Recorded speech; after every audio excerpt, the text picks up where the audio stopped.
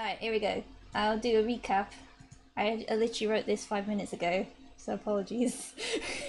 Oh, good. Sorry.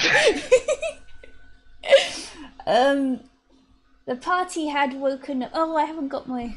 Oh, screw the music. The party had woken up in Ash's home city, a city he had grown up in within a local orphanage. The surroundings Ash had found himself upon waking up immediately shook him to the core as it dug up memories of fire, fear, and accidental arson.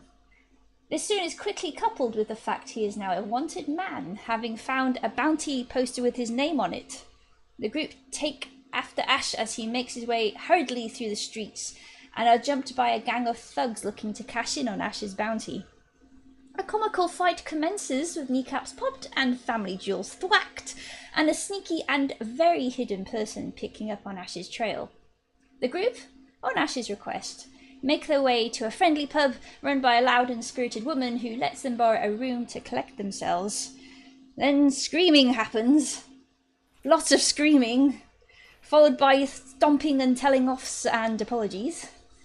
As if it's the icing on the cake, a very thin and gaunt, eerie woman appears out of thin air, Kina, revealing herself to be a possible ally? Question mark? For now, at least. At that point, the party splits up, some taking rest in the room, and others following Ash to his next stop, the orphanage he had grown up in. An emotional reunion with the orphanage's children takes place, with bickies to eat as well. Though it is revealed by the matron that Ash is not to show his face there again until he can resolve the issue with his bounty. Understanding the situation, though very saddened by this, Ash says his goodbyes, with lots of hugs and a little bit of tears as well. And as the group make their way back to the streets, a familiar drow woman and dog greet them at the gates. As mysteriously as they had appeared, both leave or vanish without giving the small group a chance to react. And that is where we had left off last time. So, now I have to ask, actually. I know there's whose birthday is it now? Because there's more than one person now. So hands up, please, or speak up, please. Birthday peoples. It is my birthday Aha. today. And? Yes, the tail end of his and mine is in no, not 2. Like 5 days, 4 or 5 days. Oh, really? And Anyone? mine was Yeah. last week. Cool. Yeah, and it's like, So, you know what? I'll give you all birthday inspiration. I like to do this. Birthday inspiration. Now, yeah, the special thing about birthday inspiration is it stacks. So, if you get regular inspiration, that means you have 2. Oh. Yes. So, that is if you get regular inspiration, that is. There's no time limit as well with birthday inspiration because it's special. Hooray, happy birthdays. So basically, Cool. I'll take it. It's a free luck point. It's a free luck point. Happy birthday. Yay. That is Wait, awesome. Happy birthday. Yeah. I'm gonna write this down in there. I thought inspiration only gives you like a bonus die. that's a bardic inspiration. That's bardic. Oh, okay. Oh, Yeah. So Yeah, regular inspiration is a reroll. it's pretty good. That's why it's rarely dished out.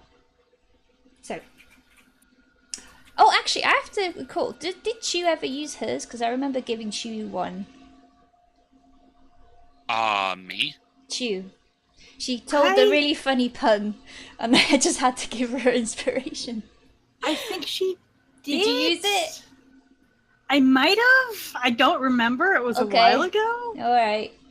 Was it for... Oh, no, it had to be this group because Trevor. Yeah. Okay. All right then. Yeah, I can't remember. I think she might have though. Okay, if you have, then make sure that's marked off. All right. So now, Ash and Co are at the orphanage still, having just, I think, the last words.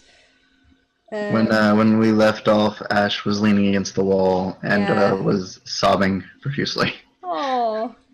That's right. And I believe Chiiu was there, like, comforting him. Mhm. Yeah, Chiiu was kind of hugging him. Oh dear. Carstine was there too. Yes, She was, and upon seeing the woman, her attention was split, but she didn't move from Ash's side. Okay. Well, that was beforehand? Before Ash broke down, I think. Was it? Did the woman come before or after the crying? I don't remember. I think I'm pretty there sure it was before. the crying was staggered. I think it's like a waterfall. Staggered crying. Staggered crying. If it's like someone had Staggered turned up a crying tap sucks. slowly, and it got worse and worse. I think as the situation hit him. So now he's sobbing. He's sobbing gently into the wall. After a few minutes of the sobbing, Ash will kind of push up against the wall to straighten himself up, and Chiiu, who's hugging him, will kind of like pat her hands as a thank you for comforting him, for being there. And he'll kind of straighten himself up Yeah, and try to regain some composure. she'll try to sort of help him up from her all of 4 foot tall. But yeah. Okay.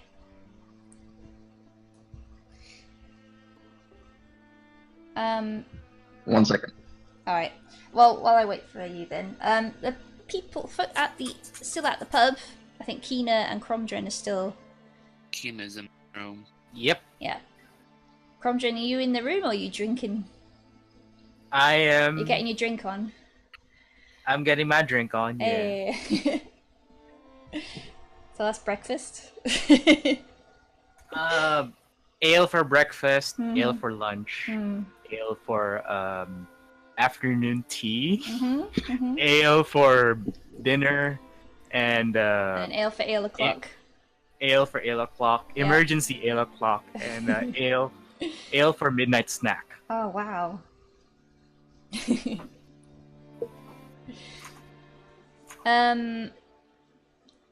I'll just want to find out what you two are doing first, so we can move you along as well. So you're not just sat in Alright. the tavern.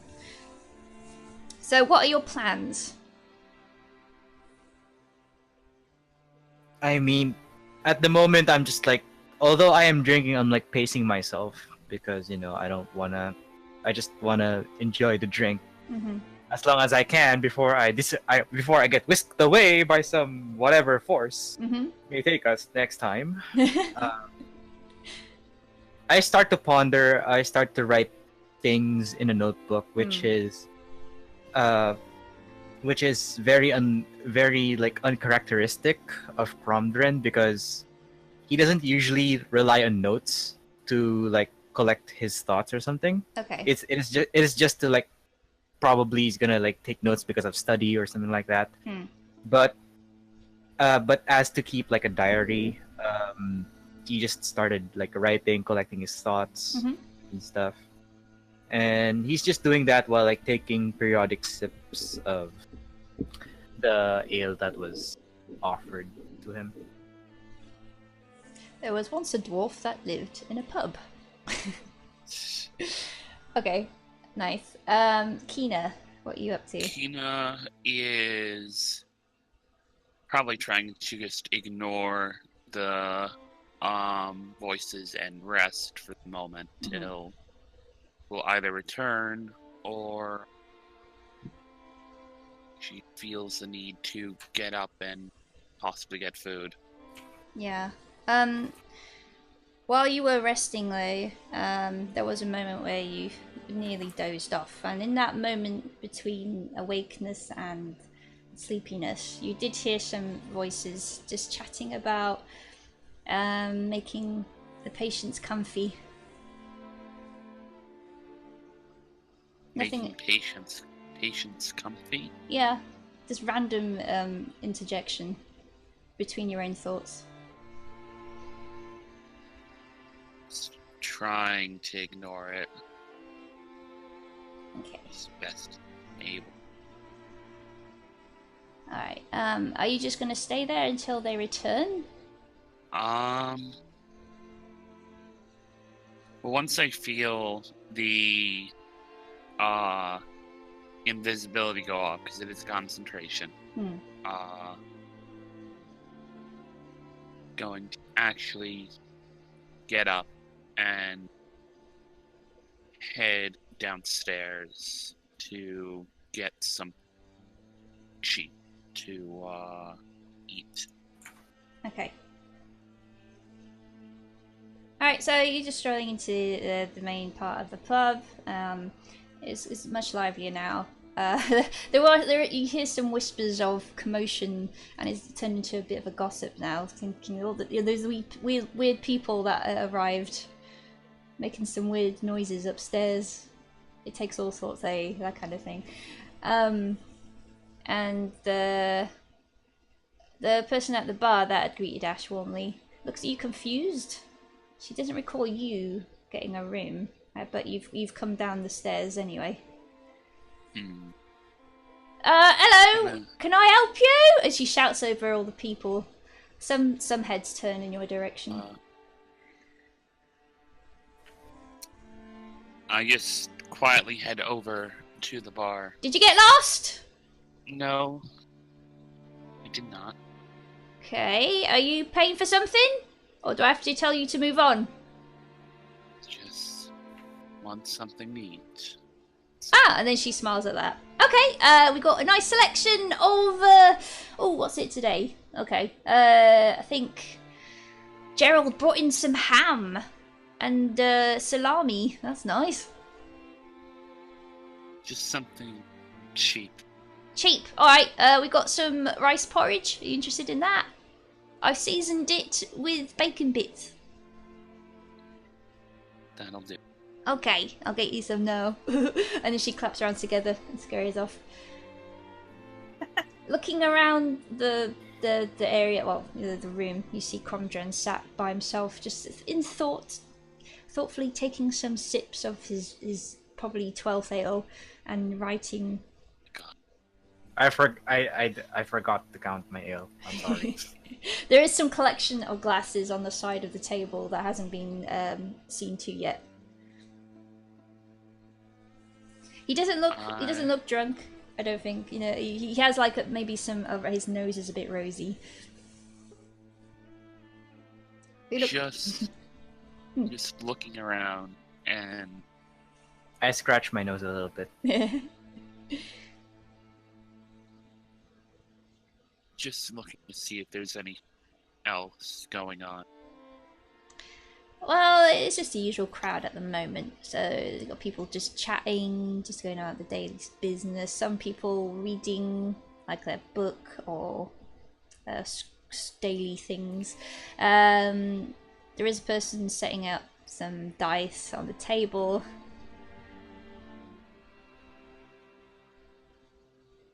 Nothing out of the ordinary, to be honest. Would you like to make an investigation roll if you're looking for something in particular, or perception? I'm not looking for anything in particular, just trying to gauge my surroundings. Okay. Oh yes, I do recall you have high passive perception, don't you? Yes, it's like a 22. Alright. So in the far corner, you see what you suspect is a female just from the broadness of their shoulders, but their head is completely covered up. And they're leaning against the wall, arms crossed. And their gaze is to the floor, so the hood covers their face. But you notice on their fingers that her fingers are blue at the tips. And she's just standing there quietly.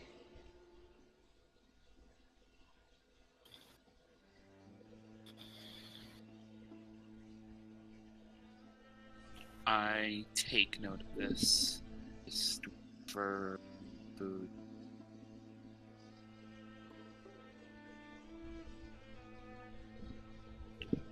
You notice she doesn't hang around for long. You do notice that she looks towards Kromdren and then glances at you. Notices that you're probably looking at her as well. Do I get a look at her face? You notice that her tip of her nose is also blue. From what you see, it seems like she is blue. Abadi abadai. Yeah. If I was green, I would die. Do I know of any more exotic races that would be blue skin? You would have to roll, I guess, nature.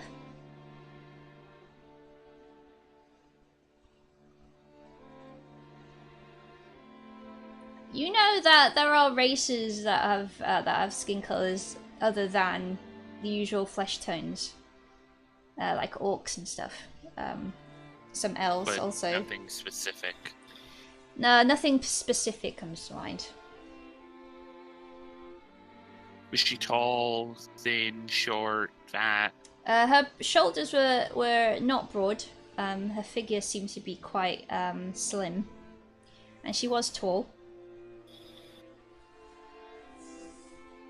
But her cloak is covering most of her body.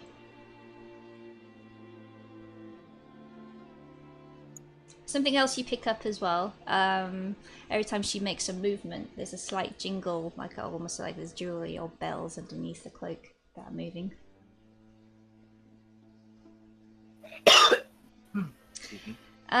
When she realizes that she's been noticed, she takes her leave.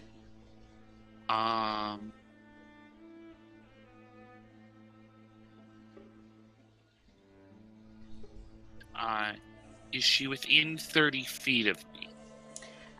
You are at the. I'm assuming you're still at the bar. Yes. The wall she is at right near the door. What are you attempting? Attempting to detect thoughts. You'll have to be very quick, so I would give you a high DC to pass this. Okay. She's gonna step out.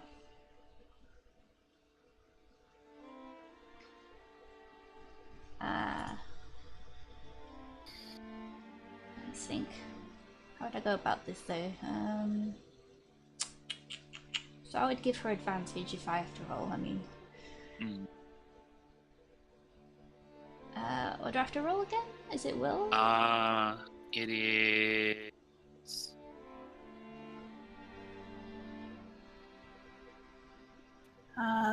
Target mounted probing its mind unless you shift your attention to another. Wisdom saving throw. Mm-hmm. Yeah. Okay. Wisdom. Cool.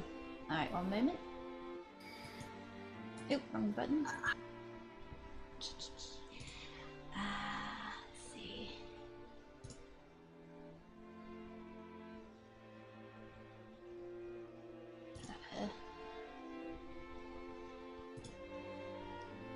Yes, okay. Wisdom saving throw with advantage. She makes it. Yep. But she does know that I was probing her. Okay. Because of your high passive perception, you know that she knows. She has like this moment of pause. Like, how many layers of detection are we in right now? It's detectception. 22 passive perception is powerful. You know that she knows, but she knows that you know. Oh. That's a bit much. So that exchange happened. It's very interesting. And the spell. And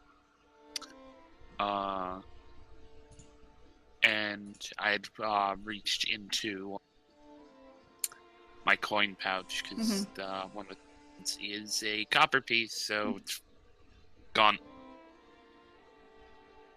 Goes a copper piece. Okay. At this point, you hear a shout from the bar. It's very loud in your ears, actually, 'cause she's just there. She's a big woman as well. Alright! Oh, here's your porridge, love. That will be 2 copper. Pull it out. Put 3 on the bar. 3! Oh, it's very kind, thank you. Here you go. Watch out, it's a bit hot. I've got your little spoon here. And without even really blowing on him, eat it. Down it. Actually, no, I'm gonna take it. I'm gonna go over to where Kromdren is sitting. Okay. By the time that Kina. Kina like approaches, Kromdren gives his beard like a little like stroke, and then just like closes the notebook, and then just What manner of way? Is it because you're trying to look regal? Are you trying to look impressive, or are you just looking? no, it's I'm habit? it's Is it a just habit? it's a habit of Okay. Kromgren when he's deep in thought. Okay. So, and then he just sighs right after, and then closes the like very small notebook, and then pockets it. And upon seeing Kina approaching the table, he just like shoves the empty mugs away so that Kina would have space. You hear from the back, "Oi, Barbara, get those beers back!" And then you hear like and then a barmaid runs up to you and says, "Oh, sorry. Yeah, 1, 2, 3. Oh." And she bounces them and like grabs them with both arms and takes them away. Yeah, and I just kind of stopped the barmaid a little bit. What do you call your ale here? Oh, we call him the Snooty Badger.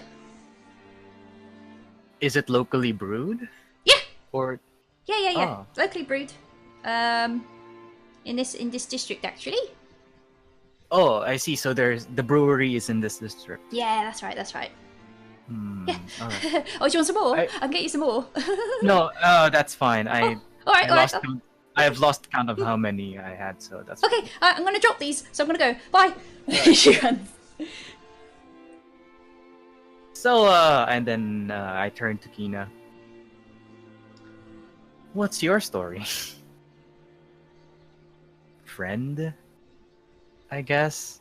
He did try to spook me, so I'm just gonna like scoot a little bit away from Kina. I really have a story, but I take it as the watching. Sorry, I didn't quite hear you.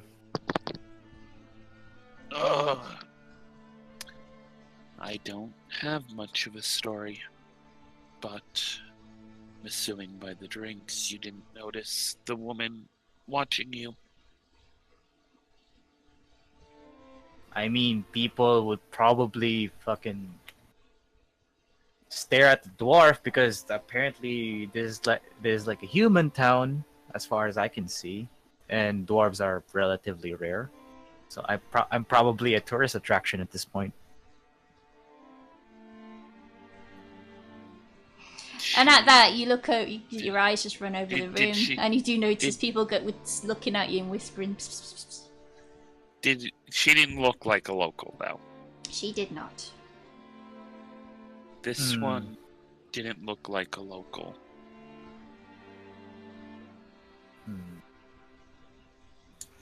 Well, can't tell if that's good or bad because busy writing stuff. It's been a couple of very confusing and unfortunate couple of days. I'm pretty sure you've had the same experience since you get whisked away, the same method as we are. I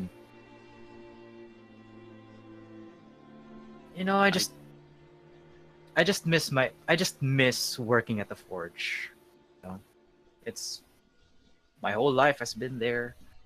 Apparently, I worked so hard that I didn't realize I'm literally the lifeblood of the whole fucking mountain. Which is both flattering and a little bit troubling because I'm pretty sure there's a lot more smiths in the mountain, and yeah, I just miss my home.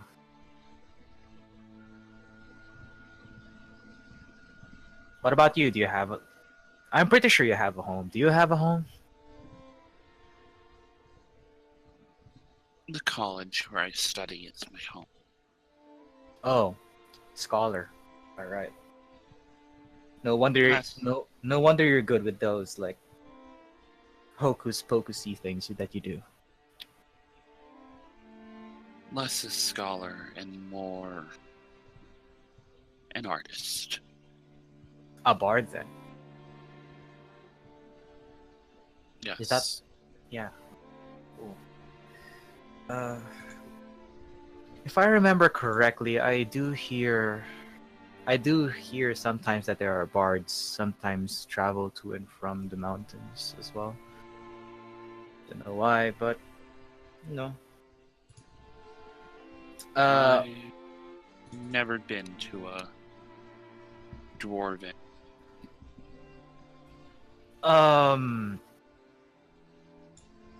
It's an experience. That's the least I could say about it. I'm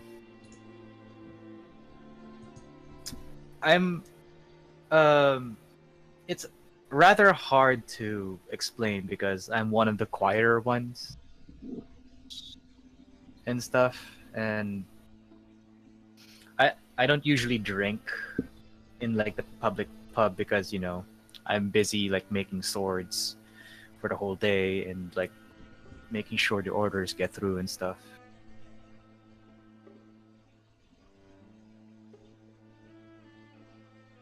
But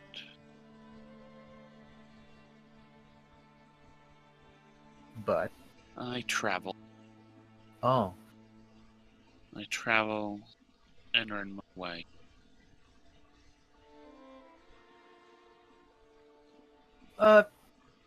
tell me, before you encountered us, like where in this part of the world did you find yourself in? Do I remember the last place I was at before shenanigans happened? You do not. Very similarly to how everyone else had begun, you barely remember much from your past at the moment. Only you have is the random whispers. Yeah. Hmm. I was traveling. That is, I don't remember where to or where from. And I woke up here. Is it safe to assume that I'm older than you? Possibly. That's better. Yeah. Don't really. Haven't much kept track of my age and what. I see. Well, Don't you? Are you by any chance the religious type? The divine can go fuck itself. I like you already. But you do acknowledge that there's people who believe in this stuff, right? And they're fools and idiots. What do you think, like, what's causing this, and why us? Can Kina make a dexterity saving throw? Sturdy saving. Yeah.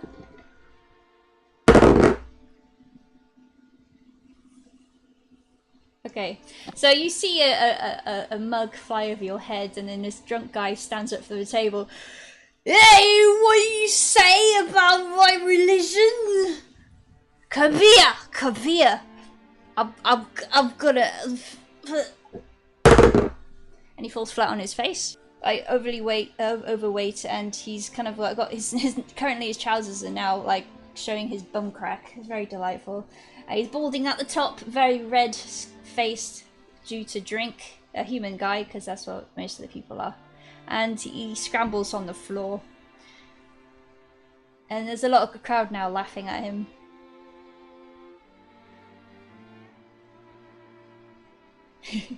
Really don't want to. Make yourself get up.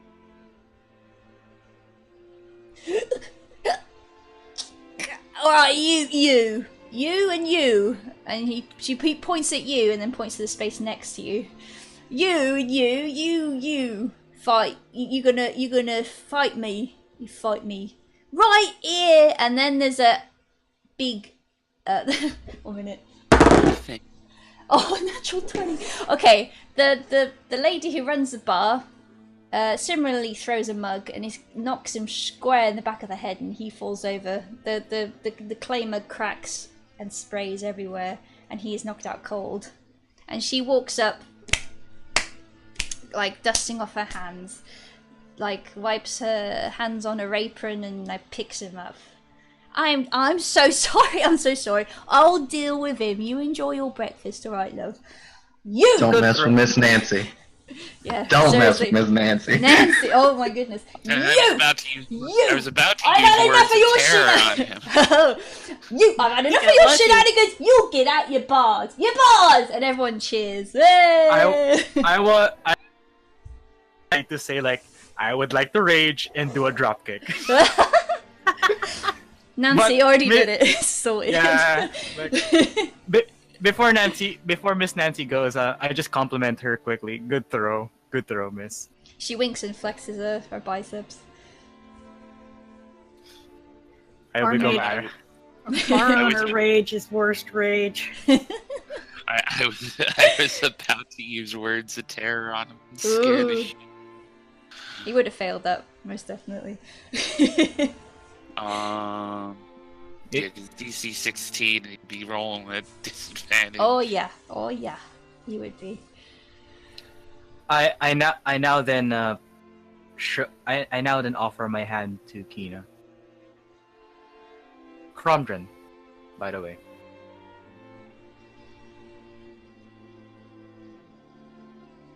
I give a weak handshake because I have 7 strength. Oh. You like the most, it's the light, most lightest, lanky. yeah, lightest touch. Kina. Well, and then I just like stand up and like dust myself off a little bit. Wanna go outside and probably catch some air or something? I'll finish eating first. Ah, well. You eat here. I'll just keep writing down in my notebook, and hopefully once we're done, maybe a few more minutes, Ash will come back and he'll go, "Oh, Kromdren, there's somebody like bullying me. I want you to kill him." I would gladly do that. Whoa, where did this come from? Because I am bored out of my mind right now. You're odd. Dwarven thing. Oh. Okay, on that note, I'll scoot back to the others. So, just to contrast what Kromdren had just, done an impression of you, what's your first word, Sash? I don't know that he was doing an impression of me, was he? Yes, he was. Oh. Well, So I want to hear what your first words actually are. Now I'm slightly offended. I don't feel bad for setting him on fire now. That was well deserved. Are you still crying? No. This was I already stopped when you were at me last time. Remember? Okay, so. I was straightening myself up. I was like patting Chiiu's hand, and thanking her for being there. Like, and I said that I'm just like, I really appreciate you being there for me through this. And once he kind of like, regains his breath and is breathing a little better. Mm-hmm. He'll kind of look back like towards Chiiu and Carstine and be like, "All right, well, apparently there's things we need to do, but there's still something that has to be taken care of." And kind of like motions with his head, like, "Follow me," and he starts walking. I'm just gonna go like, just so I'm a little ways away from the orphanage, so it's not like, so you can see it maybe down the road, but it's not like super close. And then I'm just gonna stand in the mouth of an alley. All right. And Chiiu will follow behind.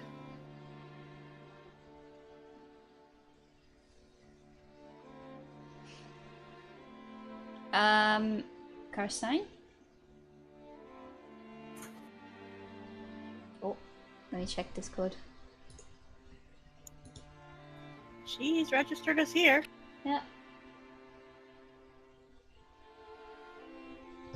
Kind of need her for this bit, so, Carstine, hello! Uh-oh. Alright, what we'll do... Oh no, she's gone off. Or maybe she's... Nope. She's gone. The void is taken. It's fine, it's fine. So you're going to the alley. Wait. Oh, Okay, let me try this one more time. Yay! hi. I did say I was following, but yeah, my freaking... Okay, I'm sorry, we didn't hear you. But that's fine.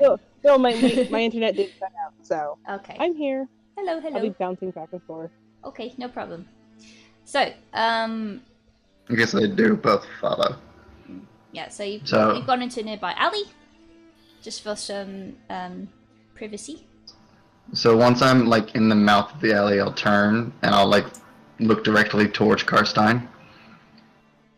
I remember you saying something back in your city about helping me, and I want to set the field clear, ease your burden a little bit. I kind of motion to the alley behind me. This is my home. Then I'll point to like another alley just randomly. That's my home. And again to another. That's my home. I'm nothing more than a street rat. I have no mother. I have no father. I have no siblings waiting for me. You have no obligations to help me. And I appreciate your effort and your offer. But there's nothing to help. I'm alone. Horribly and terribly alone.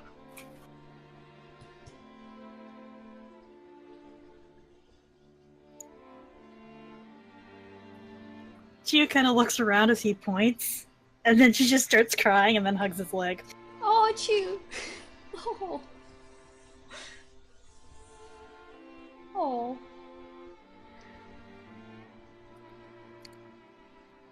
Carstine kind of just stands there, looks around, gives a slight nod.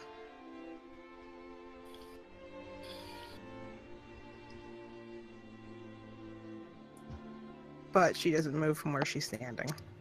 Chiiu will, as she's clinging to Ash's leg, kind of reach out a hand for Carstine, and just try to grab like either some part of her clothing or her hand. I'll probably be able to grab her cloak, that's for sure.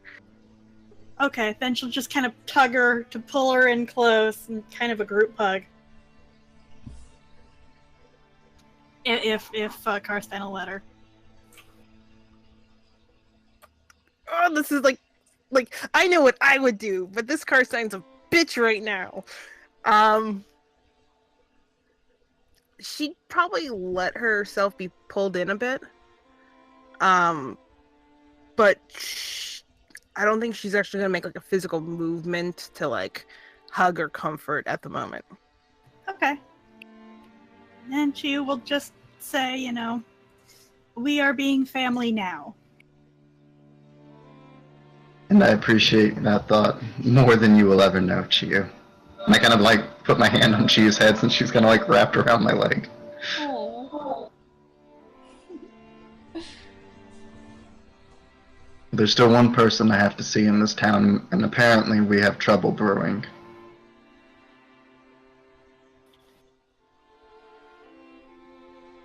Somebody needs to warn Kromdren. And maybe Kina, I don't know. But they need to know that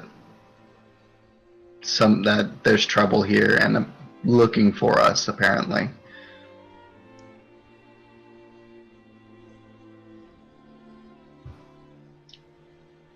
I don't think Chiiu will be abducted if she walks through the street. I feel like that was a freak occurrence, possibly because she was with me.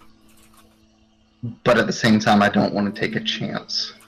Is there any way you two can get to them and I'll go to my destination? I will tell you how to get there. Meet up with Kromdren and meet me there. I can probably get through the streets quieter by myself.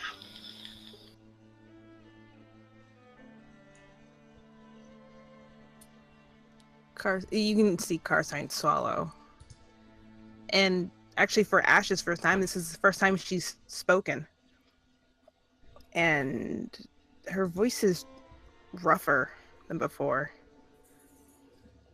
And it has a weird echo to it, almost. It sounds like there's almost like an extra noise to it. And she shakes her head. I am not going anywhere. So lead on, if that is what you want.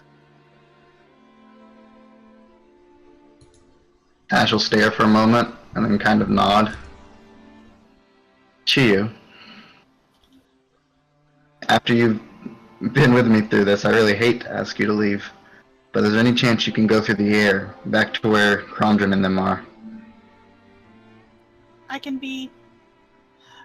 am not wanting to leave, but I am understanding that it is good to be warning them.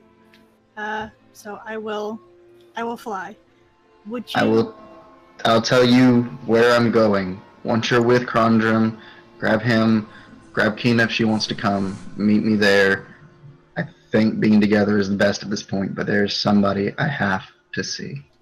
Being in larger numbers is seeming a good idea. So Chiiu will be going. I'll explain to Chiiu how to get to Lady Fair's house. Before Chiiu takes off, Carstine's gonna grab the black dagger that's in her boot and offer it up.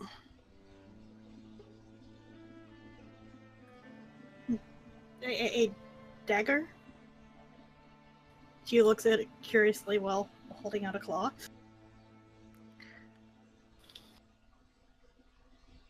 You've got her. She just kind of goes, "Oh fuck!" Like you can kind of see what you can see of her face. You kind of see that she, you kind of got her there, but she still holds it out. Chiiu seems very confused, but takes it. Chiiu is thanking you. Just in case,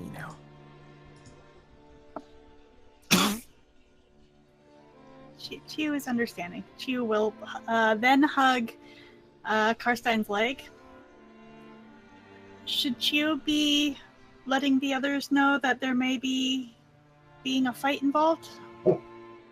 Probably for the best to let them know who we saw. That is being good. Chiiu is off then. She gives Carstine and Ash another hug and then steps out of the alley a little further and takes off.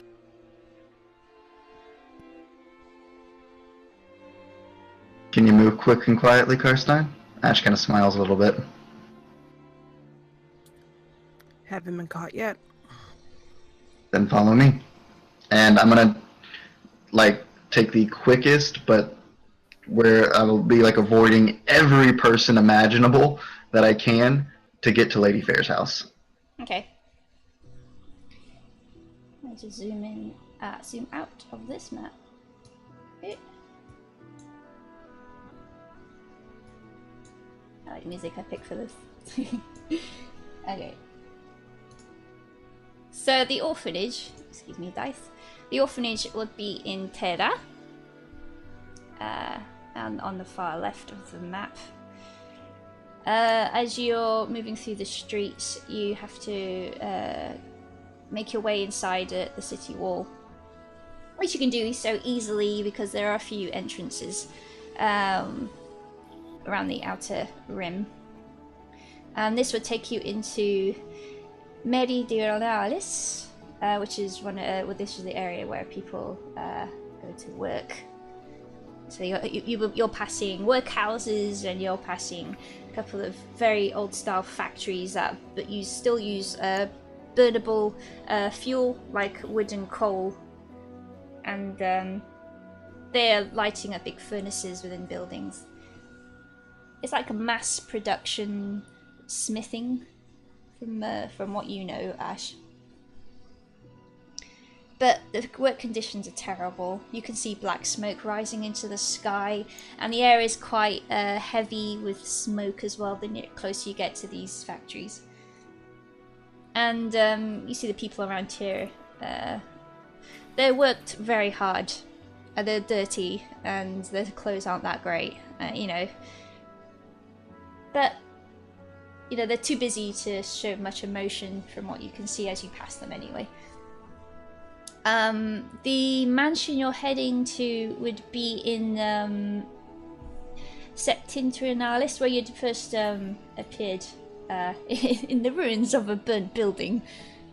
It's the same location where Lady Fair would be. You take a different route this time, however, just to make sure you're not followed. Could you roll the perception, please, both of you?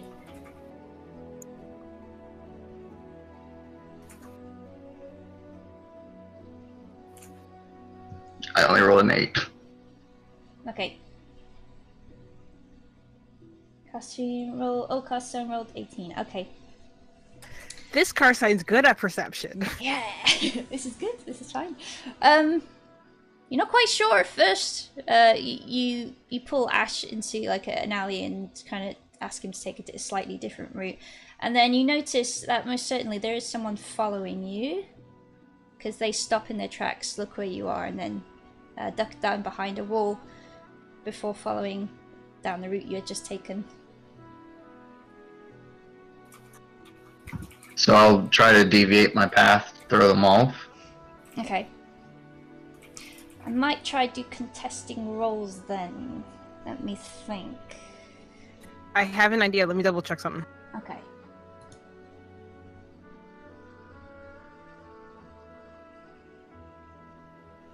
It'll be their stealth versus your stealth.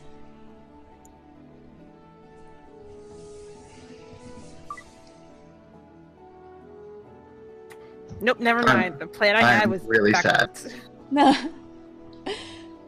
I'm really sad. I almost rolled a natural 20. Oh, it was like, natural almost. 20! No. No. Oh, So, no. 16. Okay. Let's see.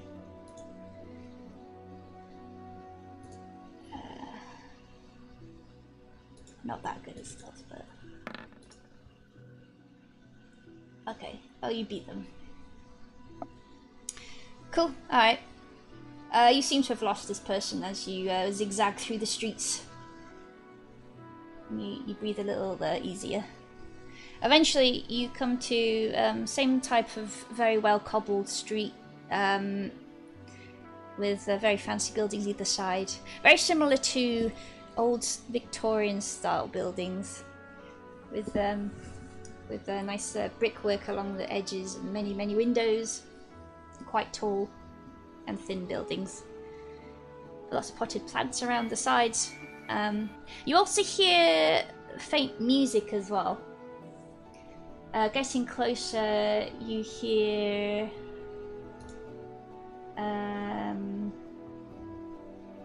music very similar to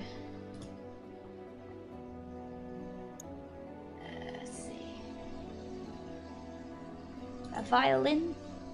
It's like a very dainty fiddle sound, playing almost seductive tune. It's very slow and purposeful. But you put that past you as you head towards a certain street that you recognize leading up to a mansion with a nice iron gate along the boundaries. The iron gate shaped to look like vines,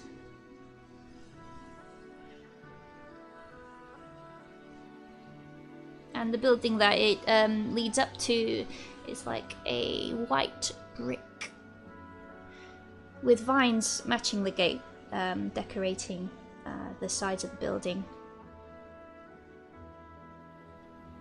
They're rich and green, and the windows are, some of them at the higher floors of this mansion, are stained glass.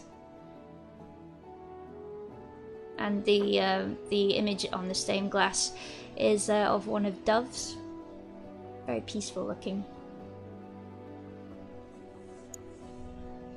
Ash will smile a little bit at the familiarity and just knowing whose house this is, and he's going to go up to the front door to see if it's unlocked. The door is locked, but you hear like footsteps within, one or two, which you're guessing are maids and a hand servant that helps Lady Fair out. I'll give the door a rap. You hear the footsteps deviate from, you're guessing, their original destination and grow louder as they reach the door, and the door unlocks, and with a click it slowly opens, and stepping aside into your view is a hand servant, a man, tall, with hair slicked back, and he has like a little pointy mustache, and he has a little towel. He's like a generic butler type. I'm very imaginative. Yes? I'm someone here to see Lady Fair. At first he wasn't even looking at you. He's kind of like just his attention, my words again. Goodness me. His gaze, that one. His gaze is just basically straight ahead. But then he recognizes your voice and looks down. Oh, Master Ash, what are you doing here? I heard Lady Fair was not feeling very well, and I needed to pay her a visit. Oh, yes, indeed. Yes, we kept this. Actually, no, you should come in quickly. Quick. And he ushers you in. He doesn't ask who Carstine is, just assumes that she's with you. She gets ushered in along, okay. Yeah. He quickly shuts the door behind you both, locks it again. Waves over the handmaid called Bella. And she bows and brushes her dress straight and steps forward. Bella, could you please let Lady Fair know that young Ashes are here with the guest also? Just check if she is well enough to take guests. And the handmaid nods her head quickly and says, "Oh, excuse me, sorry, one moment." And then she dashes off. And she runs up like a staircase that kind of spirals to the next floor. Yes, no. Could you please just take a seat here and through here, and he basically almost shoves you into like the tea room and sits you down.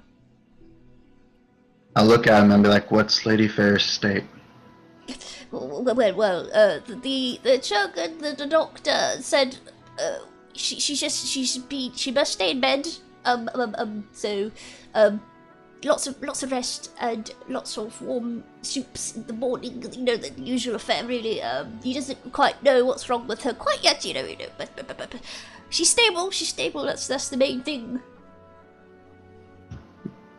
Do I believe him? Can I make an insight check on this? Oh, please, yes.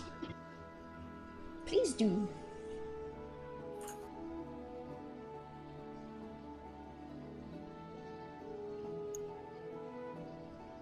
Well, that's not very good. That's an 8. Well, you know this man stammers a lot. So, from what you can tell, he's telling the truth. Not rolling great today. Wonderful. May I know your friend's name? This is Carstine. Oh. Currently, someone who's watching out for me, though somewhat unnecessary, I suppose.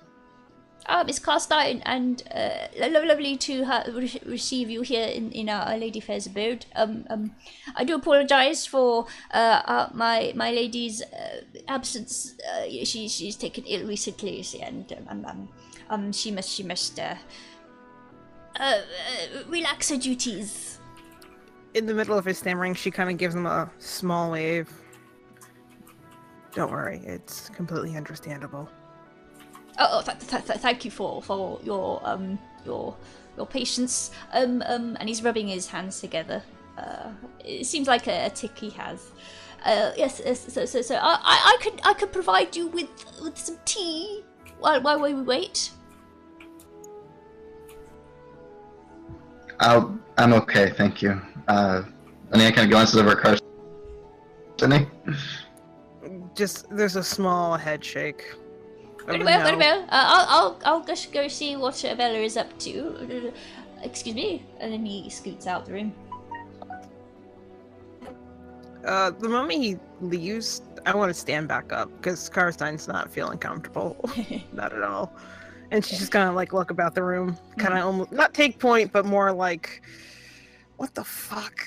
It's very, very nice decoration. Very gaudy. But there's lovely carpets on the floor with the embroidered carpets depicting like doves again to keep with the theme, and ivy. Like a nice deep red with gold trim. The seats that you were on felt cushions with a nice wooden frame, dark wood. There is like a fireplace near the one side of the room, opposite side to the windows. The curtains that you notice, the curtains on the windows are drawn, even though it's daytime. These are thick, like carpet-style curtains as well, with the big rope that you pull to open and close them. The walls are decorated with paper, wallpaper, painted. It's the type that's painted. Like these are specially ordered and decorated. As a craftsmanship. And at the ceiling there is a chandelier. It's a candle type, so every night the butler would get a step ladder and light the candles one at a time. Ash is a little finicky, so he's tapping his foot, kind of just looking over his shoulder, waiting, and every couple seconds he's kind of going to the door and kind of glancing out to see what's going on. Not soon after, you hear footsteps again. There's a light footsteps that doesn't belong to the butler, so you're assuming it's Belle's. And the door opens, and a head pops through the door. Yes. So, Lady Fair said that you could go upstairs now, and she's well enough. She insists. Just keep your voices down. Thank you, Belle. And I'll immediately make my way there. Okay. So she leads you up the spiral staircase that spirals to the next floor. The banisters are also the same dark wood to match the seating that you had just been placed on. And that deep red carpet winds all the way up the stairs as well. There's paintings you notice on either side of the staircase, and the wall on the floor as well that you enter. These are nice old paintings depicting Lady Fair and her family, and almost deceased these days. It's just her that's left. You are led to the master bedroom, and these are big heavy doors that you have to open two, which Bella does, and she steps I'm stammering. Steps to the side, and she bows as she lets you through.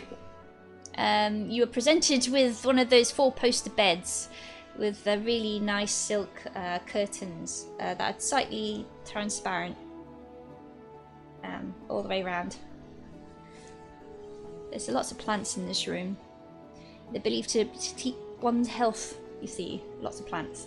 And The butler is there just to keep her company while Belle had gone to fetch you, and he nods and just steps out of the room and pokes Belle and drags her out as well.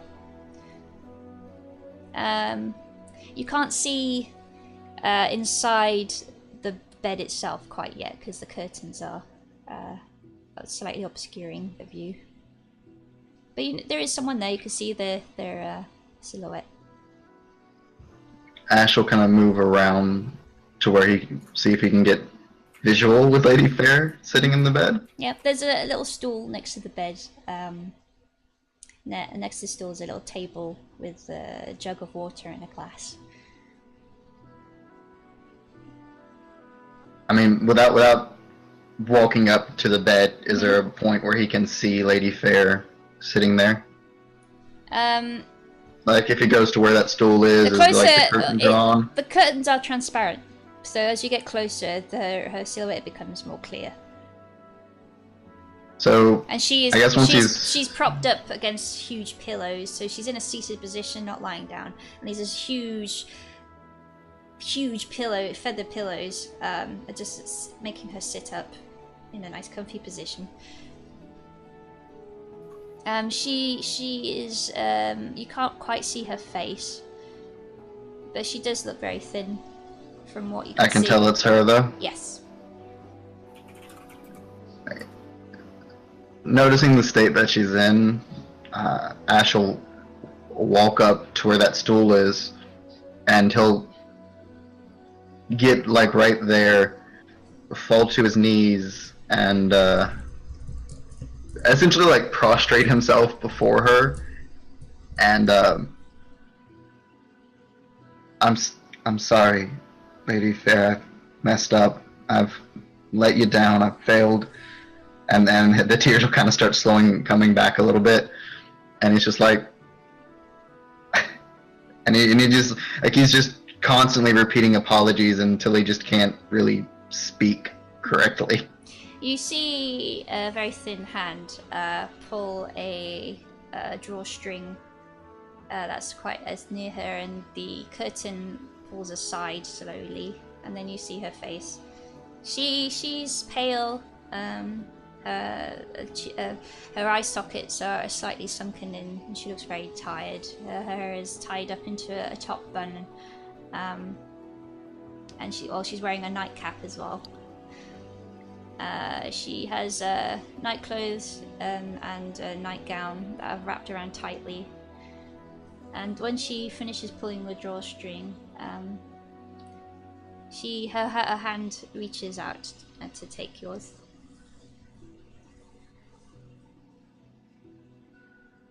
And Ash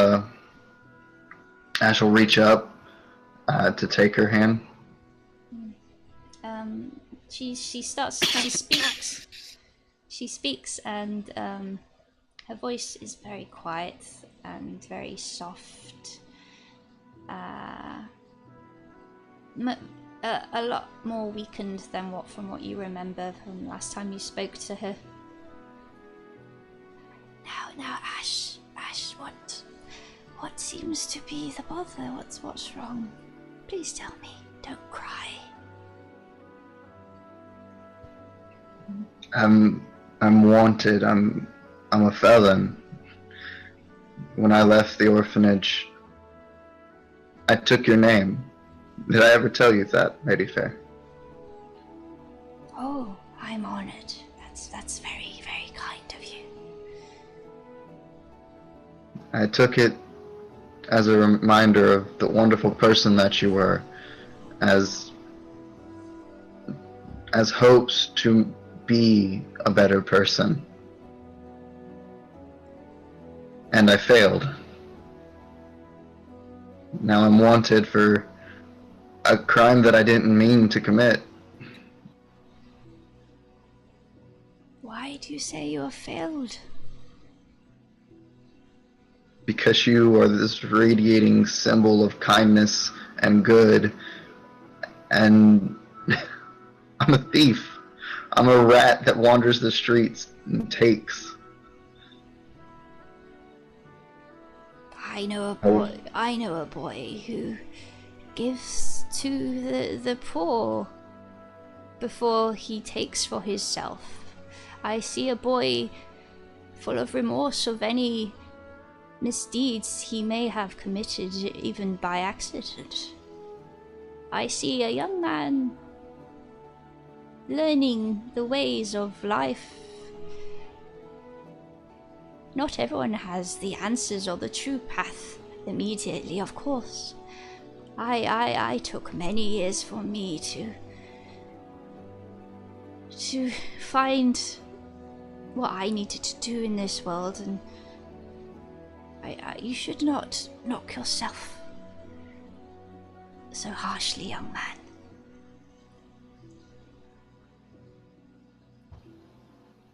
What is ailing you, lady?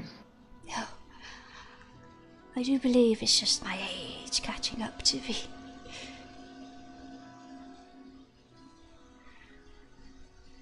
Is there no medicine or anything that can help? Oh, yes, the doctors have, just given me things to help the symptoms, which is, mainly to do with this tiredness, weakness.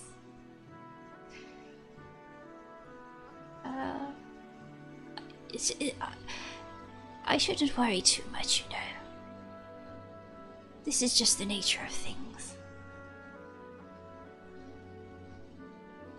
It's not a very good nature of things. Ah, well. Life and death are not seemingly so fair, but we have no control over of this nature. And there is no point feeling sad over something you can't control. All you can do really is try to better yourself and live. And I think I've done all right. I'm quite content. You've done more than all right, Lady Fair. You're an angel to the children of the orphanage. You are everything to me. Ah, well, I am most pleased that you have taken my name. I have no heirs, you see. I would very much like for you to be my family. Ash will kind of be taken aback by the statement and kind of stumble. I do not deserve such kindness. Ah, the children say otherwise. You wouldn't want a wanted man as family. It would only besmirch your name. Ah, to them, who cares? I think I'm a better judge of character than any gossiping oafs are.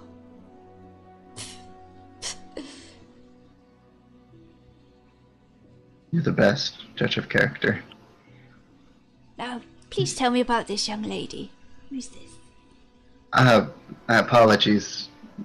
This is my friend, Carstine. We, found ourselves intertwined in some kind of adventure together by chance. An adventure? Oh, how exciting. Is there aught you can tell me about this adventure of yours? I'm afraid that we know very little. In our last stop, somebody told us that I guess you could say we're pawns in the gods' game. I don't really understand it myself. We find ourselves whisked from place to place. Most mysterious. I suppose just persevere, take stock in what you know. There are some things that you may not be able to change, of course. Fate and the gods do what they will, after all. But Keep your loved ones close. You'll be all right. I have this feeling. Your words are so kind, Lady Fair. Thank you. Could you be a dear and get me a glass of water? Of course. And I'll pour her a glass of water. Thank you. Ah.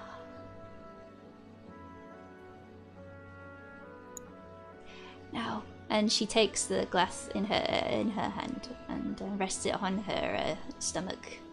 Two hands.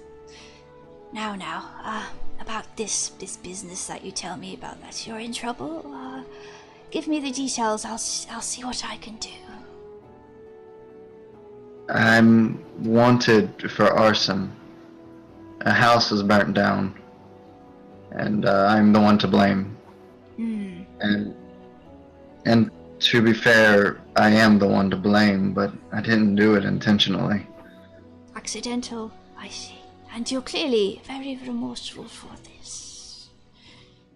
I wish I knew how it happened, but you see, Lady Fair, things have been strange recently with me. I don't understand what's happening. And he kind of holds up his hand and makes sure he's a little ways away from her, and from anything really. And he lets the fire dance across his hand for a second before closing his hand. I don't know why. It happens. I have no control over it, really. Oh my goodness. You have a gift, my boy. Most precious. This is something clearly a higher power is giving you. If such a gift is bestowed upon you, I wouldn't like to believe that this is for ill intentions. Someone believes in you, has given you some power. Wonderful. And she takes a sip of water.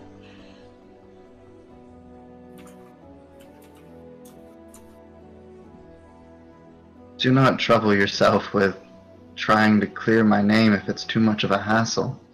You are very ill, Lady Fair.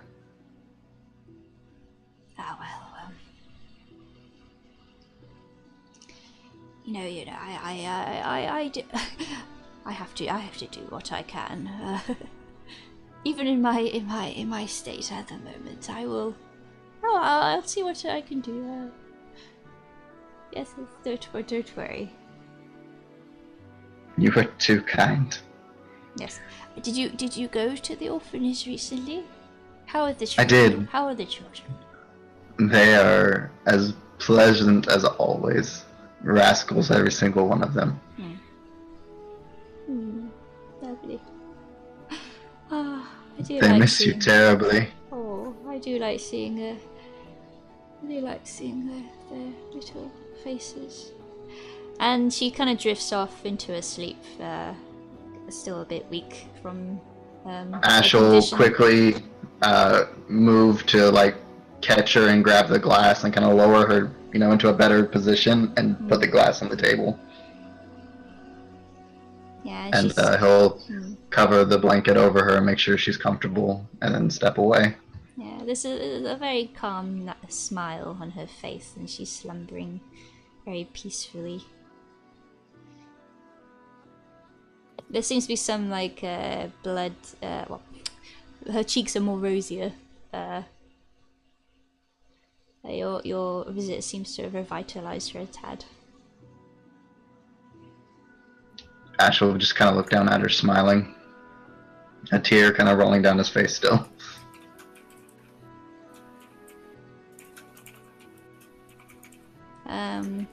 Is there anything else you'd like to do? Or are you just going to watch her for some time? He'll look over to Carstine and say, I imagine Chiiu and the others might be getting close.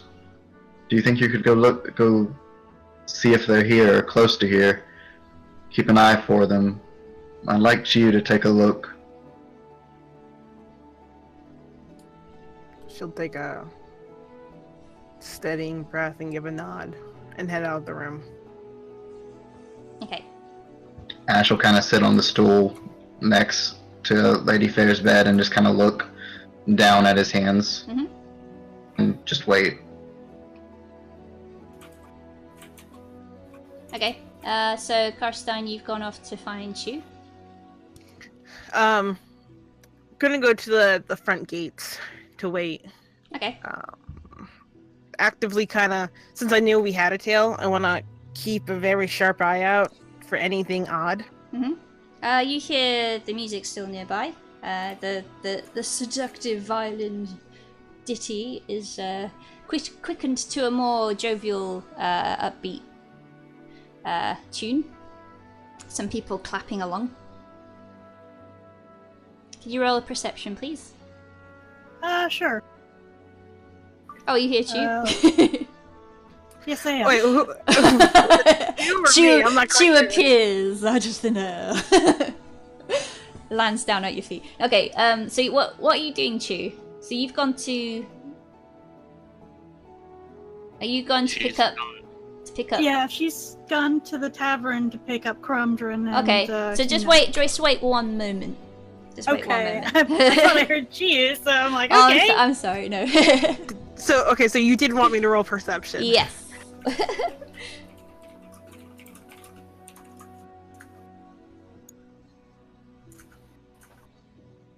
Okay, cool. You notice from around the corner, you actually see the person playing.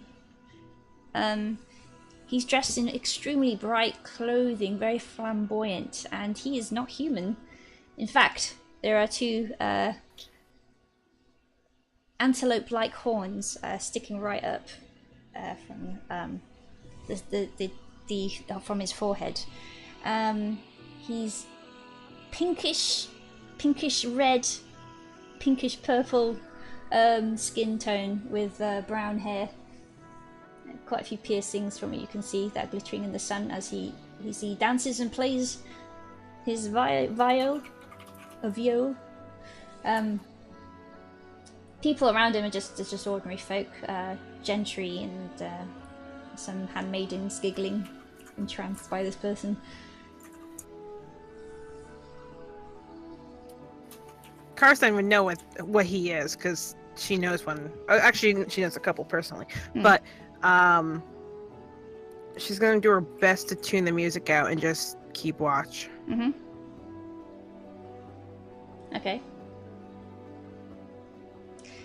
He is moving slowly towards the entrance. He's just making his way down the street basically, and he's gathering like a crowd that are clapping behind him.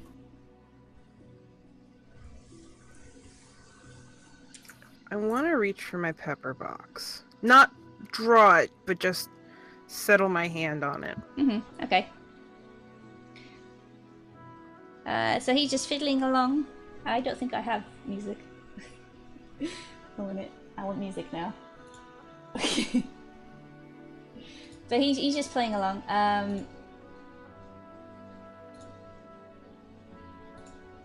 The girls are squealing. There's like like how the Beatles, not that bad, but the crowd and the Beatles, like teenage girls going, "Oh my god, he's amazing!" Nope. That sound is now in my head. There's only like 5 of them, but it's just loud and annoying. And there's a few older ladies giggling as well, as they have their parasols out for the sun. But there's no guys watching him? Sorry? No, there's no guys. There's no guys. You see 1 or 2 just going, "Darling, get away from that man. We have errands to run." Oh my goodness, there she goes.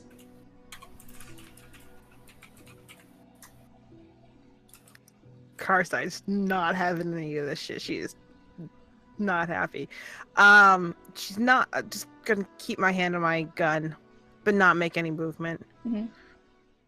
He, as he approaches, his gaze turns to you because you're just standing outside the gate, and he wiggles his eyebrows. "Hello, darling. Would you like to listen to my little ditty?" She takes a deep breath and kind of straightens up. Almost gains like a full inch of height when she does, and offers a smile. Well, I appreciate it. Unfortunately, I am bound by duty today. Oh, that is a great shame. Such a beauty like yourself. I'd love to see her dance. And then he starts quickening his violin tune into a more of a how to describe it, like a flamenco almost. Is that? And he starts tapping along with his feet, and the girls scream. Let me think.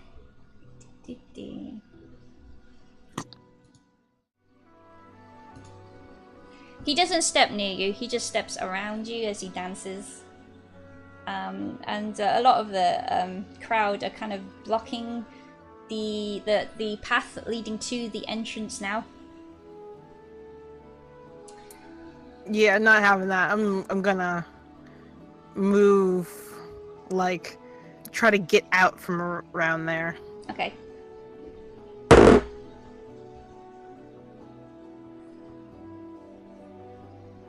Okay, you have no trouble. The girls that are just blocking the path are easily shoved aside, and they complain and tut and roll their eyes at you. Watch where you're touching me. Far from interested, sweetie. Turning to the tiefling. Well, I appreciate your music and your audience. I would ask that you move on. Could you roll a perception, please? I'm gonna get shanked! Surprise round! Okay, you hear the front door of the mansion open. Nope. Booking it. Guns drawn. I'm out. Okay, you turn just in time to see the butler being shoved aside by a half-elf, and they're running inside the mansion now.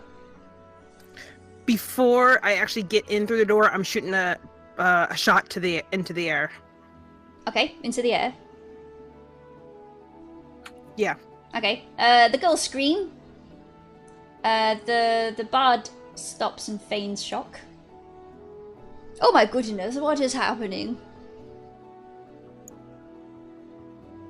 Where are you going? Are you running into the mansion too? Yeah, I'm chasing. Okay. I imagine Ash heard the gunshot. Yes. You also hear basically town guard, city guard whistles blowing at the sound of this as well.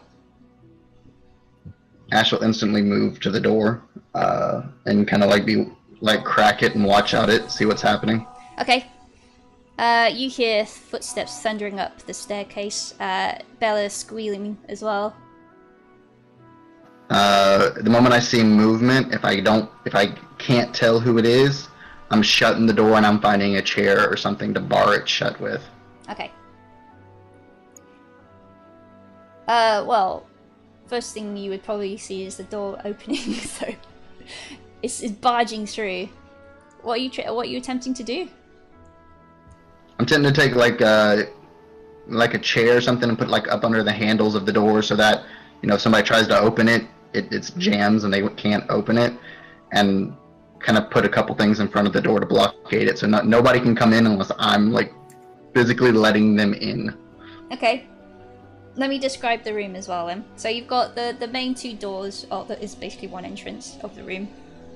You've got the four-post bed, which is to the back of the wall. You've got a stained glass window near the bed where the water jug is. The other side is just clothing cabinets, that kind of thing. And a dresser and makeup, a vanity set. So you are attempting to barricade the door. There is a couple of furnitures you can do this with. Yeah, that's what I'll do then. Okay, I'm going to ask you to do a contesting strength roll. Oh, this is gonna end up great. Yeah. We shall see.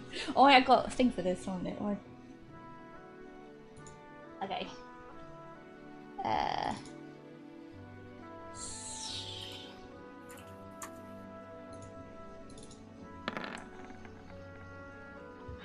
Oof. So, What did you get? I rolled a 15 Oh, you're fine. with a -1 to 14. Okay, no, it's fine. You win.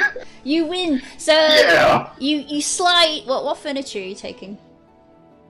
Whatever looks the sturdiest. Sturdiest. The Okay. sturdiest in that I can move the quickest to make Alright. sure I get something in front of it before anybody gets there. Okay. Well, the closest thing is the vanity, dresser. So you're pulling this aside, and the floor screeches as the wood scrapes against wood.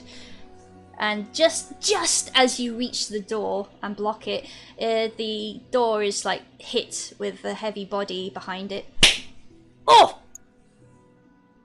And then the doorknob starts rattling. And then there are more subsequent as someone is trying to break through. I'm going to keep putting things in front of it. It's gonna be like, no, no, no. Okay, cool. Like this crap can stay out there. Ain't nobody coming near Lady Fair. One minute. Oh, I'll do nicely.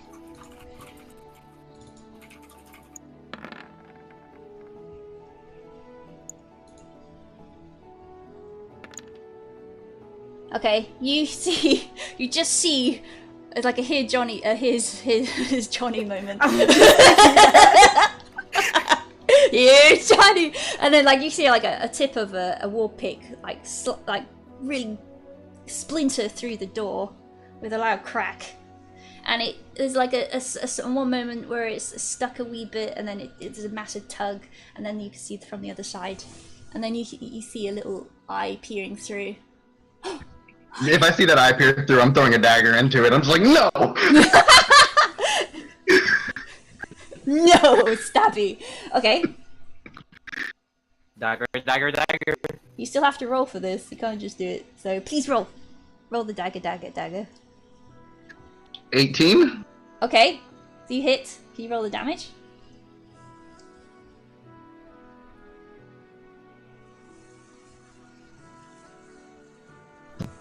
Three? Okay, cool. You hear a cry from the other side. It's high pitched and gravelly. Lots of curses follow. The Give guy it- is now down an eye. Yeah, they are. So you just hear someone saying, "Ah! Give it back, you thief!" And then another splintering sound is at the door as they try. Oops, wrong one. As they try to break down the door again. I'm just gonna keep kind of making sure things are in between the Okay. and I'm keeping an eye over my shoulder to make sure Lady Fair is okay. There's a bigger splinter and crack through the door now. They're making good headway with this door. Before they're able to like really get the door, is there a window on Lady Fair? Yeah, but I'm gonna cut Window? to Carstine because she's running. This wouldn't be too long a distance between you two. So, you are hearing lots of commotion upstairs. You hear a cry, Carstine, and you hear someone say, "Give it back, you thief!" And then more like chopping, like steel against wood. And you hear also commotion, and someone sounds like Ash as well, as he goes, "Yeah!" and throws, and you don't know he throws something, but it sounds like he's doing something. And as you run up the spiral staircase along the little hallway with all the paintings, you see a halfling person, tan skin, half elf, I just retconned my own character. Half-elf person, tan skin and honey-coloured hair in leathers, hacking away at this door with one hand over one eye, and blood seeping through the fingers.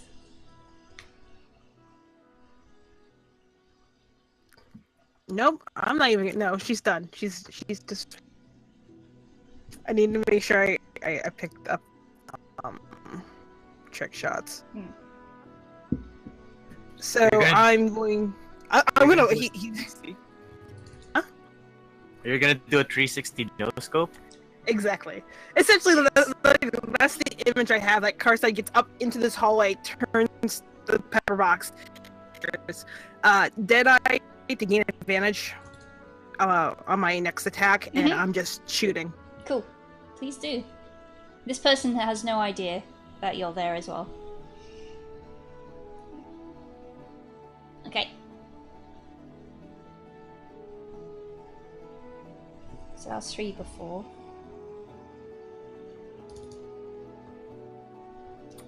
I'm guessing 17 hits. Yes, it does, yes.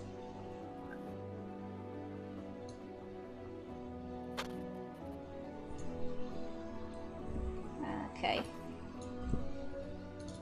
Okay, so your shot rings out, echoes through the hall. And Ash, you would have heard this, indicating to you immediately Ash who would have that let was. out Ash would have let out a cliffhanger. Thank the gods. Thank the gods, okay. So you would have heard Ash's voice immediately. Not firing a second time, but just gun leveled and essentially yelling down the hall. And her voice seems even louder than it should be. It's just a yell of rage. There's no words, it's just pure emotion. And, as she sees the first bullet, you have not life if you do not move. After being shot, the person staggers, hand still clutching their eye, and sees that your gun is trained on them, and does what you ask, just staring at you with their remaining eye, breathing heavily as they're they're in pain,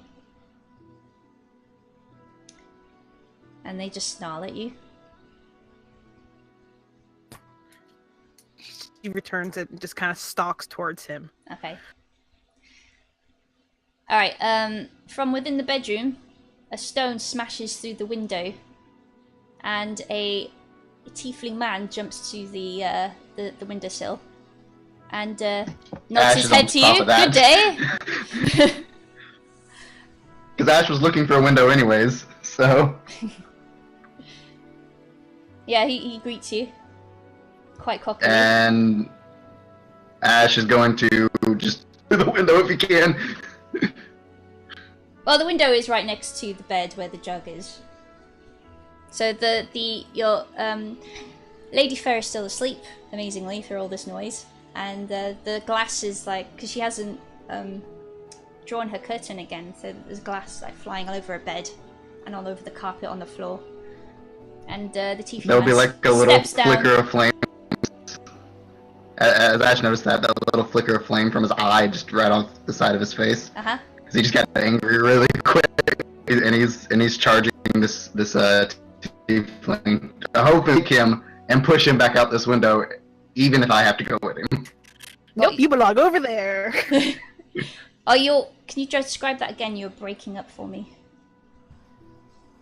Sorry.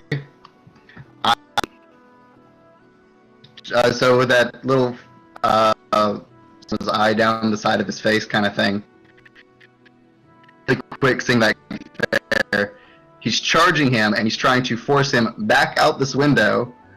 If need be, he's going to take him. Okay. Going to go with him. If that's what it takes to get him back out, he will go with him. Wonderful. Okay, strength Strength versus strength. Let's go. Let's go. Let's do it. Ah.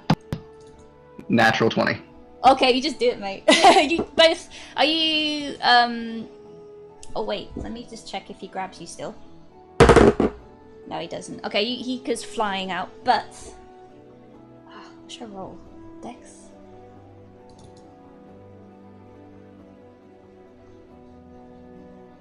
You most certainly shove him out the window right away.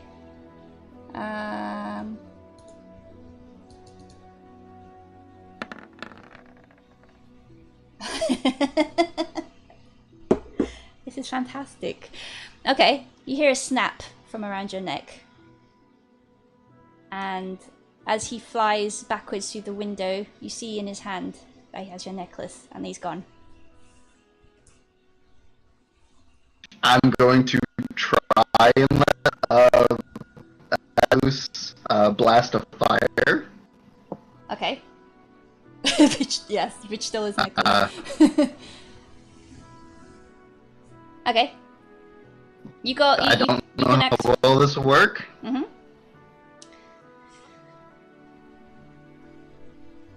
Considering what his necklace is, I don't know how well this will work. Okay.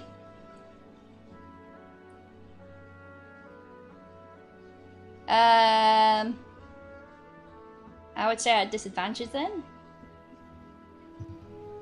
Well, I don't know. Like his necklace is an arcane focus that lets him. It lets him catch materials. You can. It's still in sight. So I'll let you do it as a disadvantage. Okay. Well, what I was going to do requires a save on his part. So I guess he would take the save at advantage. Okay, that's fair enough. All right. So. Okay. What am I saving? Dexterity save. Dexterity save. Right. Yes. Okay. Dex.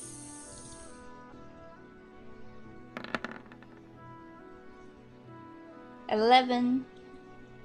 Oh no, advantage to 16. Okay, so 16? Yeah. He makes a save for half damage. Okay. How much damage does he take? Now that's what I'm trying to figure out. Give me 1 second.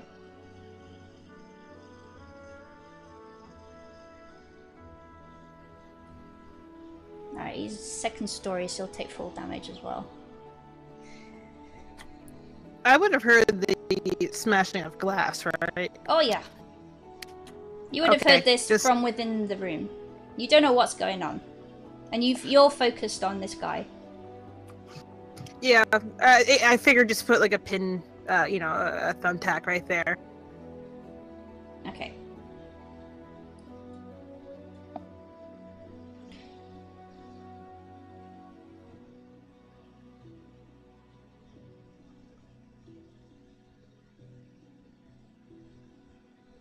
So how much damage does he take then? 1 second. Mm-hmm. I'm adding it up. I'm rolling and adding it up. Okay.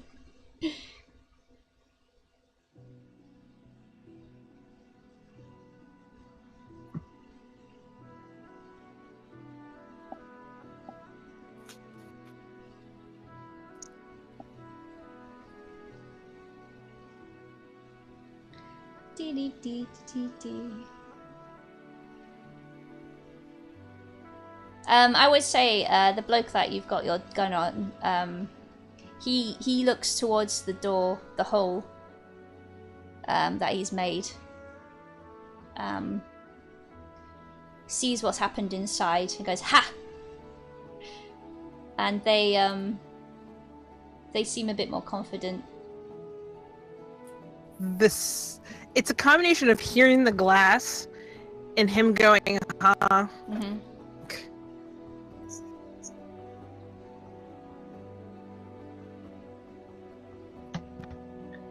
So 31 cut in half. Mm-hmm. 15, I guess? Alright, thank you very much. As I just let loose this blast of fire that just explodes. Yeah. But I totally just fireballed his ass in the field. You immediately hear screams and panic from outside the building, and the city guard whistles, scream again throughout the air, and then you hear people go, "Oh, what's this? Wait, everybody, back away! Go on, this is official business now. Back away, back away!" And then you hear lots of marching outside.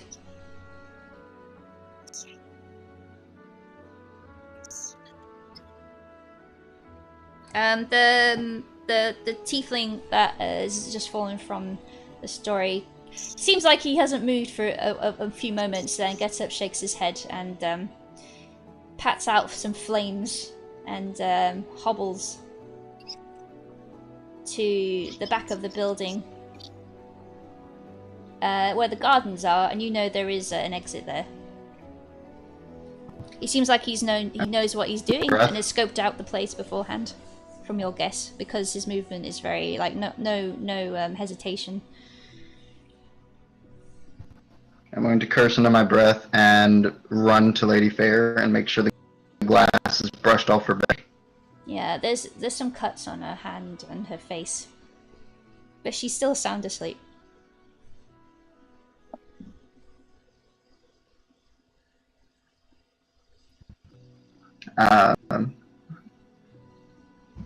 Ash is then going to... You hear the person outside going, "Ha!" And then a very loud gunshot. Are you shooting him again? Oh yeah. Okay. I kind of figure it's like another level pissed off. Mm-hmm. So. Okay. Yeah, you shoot him. Pew! Okay.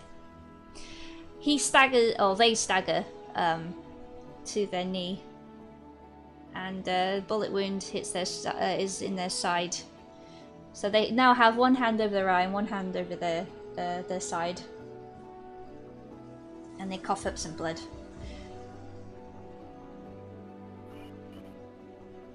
Oh, I have to get out of here. Oh. As you do, as they put their hand on their side, their sleeve rolls up a wee bit, and you can see what is a tattoo poking out. Do I recognize the tattoo? You don't,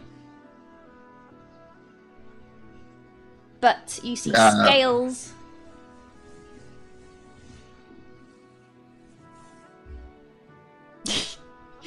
He's out for blood. Oh my god. I can just imagine little Chiiu just like... Okay. Get him! When he says, "I need to get out of here," Carstine just laughs and pulls the trigger again. Okay. Please do. Carstine's out for blood. It's a bloodbath. This is an execution. Oh yeah. I clicked. It's. There we go. Okay. So that's 16 altogether.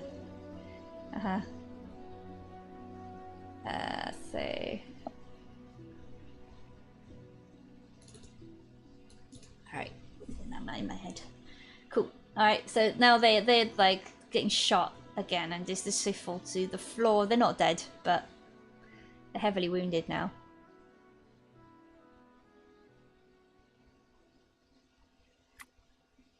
Panic state. We'll go back to the window and look down and make none of the fire spread to the house or anything. Luckily, no, because below is just gravel, is stone. You were worried that for a moment the fire would catch onto the vines alongside the house, but that hasn't happened. Okay, with nothing to fuel it, the fire would have just flickered, so... What are you going to do now? So he breathes easy. He breathes easy in that regard, because that's the last thing he needed. Yeah. And now he's going to try and unbarricade the door to see what's going on outside, because he hears Carstine shooting. Yep. Repeatedly? Yes. And moments of okay. So you pull aside all the furniture, and it takes you a moment to open the door because it's been slightly twisted with all the blows to it. And as you do, there's whoever that eye belonged to on the floor, and Carstine I'm assuming standing over them. Oh yeah, she's very. They're bleeding Once out. Ash is They're bleeding out onto the out, carpet. he'll kneel down next to her and say, "Where's the tiefling guy? Not the tiefling. Where's the red guy going? How would know he's a tiefling?" This person is slightly wavering on consciousness. They glance at one of the remaining eye at you for a moment, and they seem very like dizzy and lightheaded, and they seem like they're gargling, murmuring something. You can't really make out what they're saying. I try to slap him awake. I'm like, "Where's he going?" Yeah.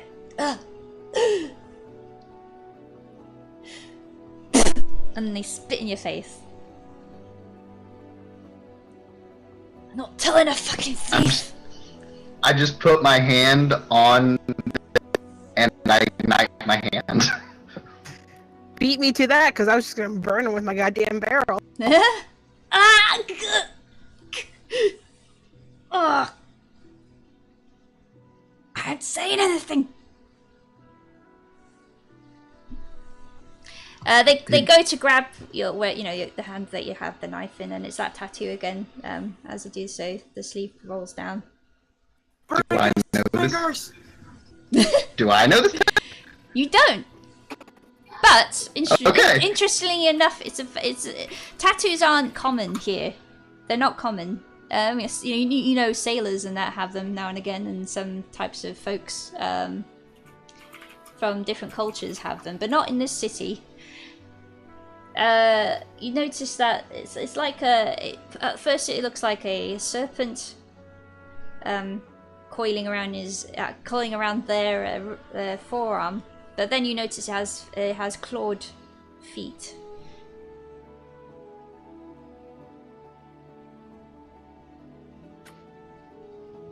Can I take my I'll shotgun? let just go poke at in the lady behind me and just kind of go to the window and look out it and kind of put my hand in my face.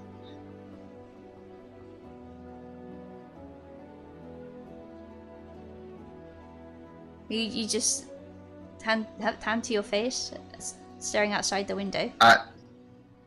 Yeah, I'm just thinking. I'm like, I don't know what to do. Okay. And honestly, he feels a little sick because but he was really angry. Yeah. The person struggles to he's still trying to get away. He's trying to stand up, but he's faltering because they are weakened from their blood loss. Losh. I'm drunk apparently. the hot barrels because she's shot 4 times, just pressing them into a wound. She's just gonna lean down real close to me.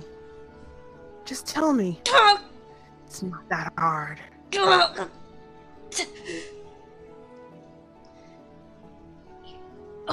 Your friend stole something from my boss. We got it back.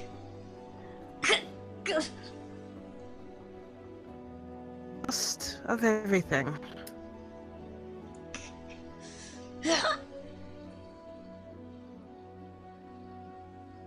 He's resisting saying anything else. Oh, they are resisting.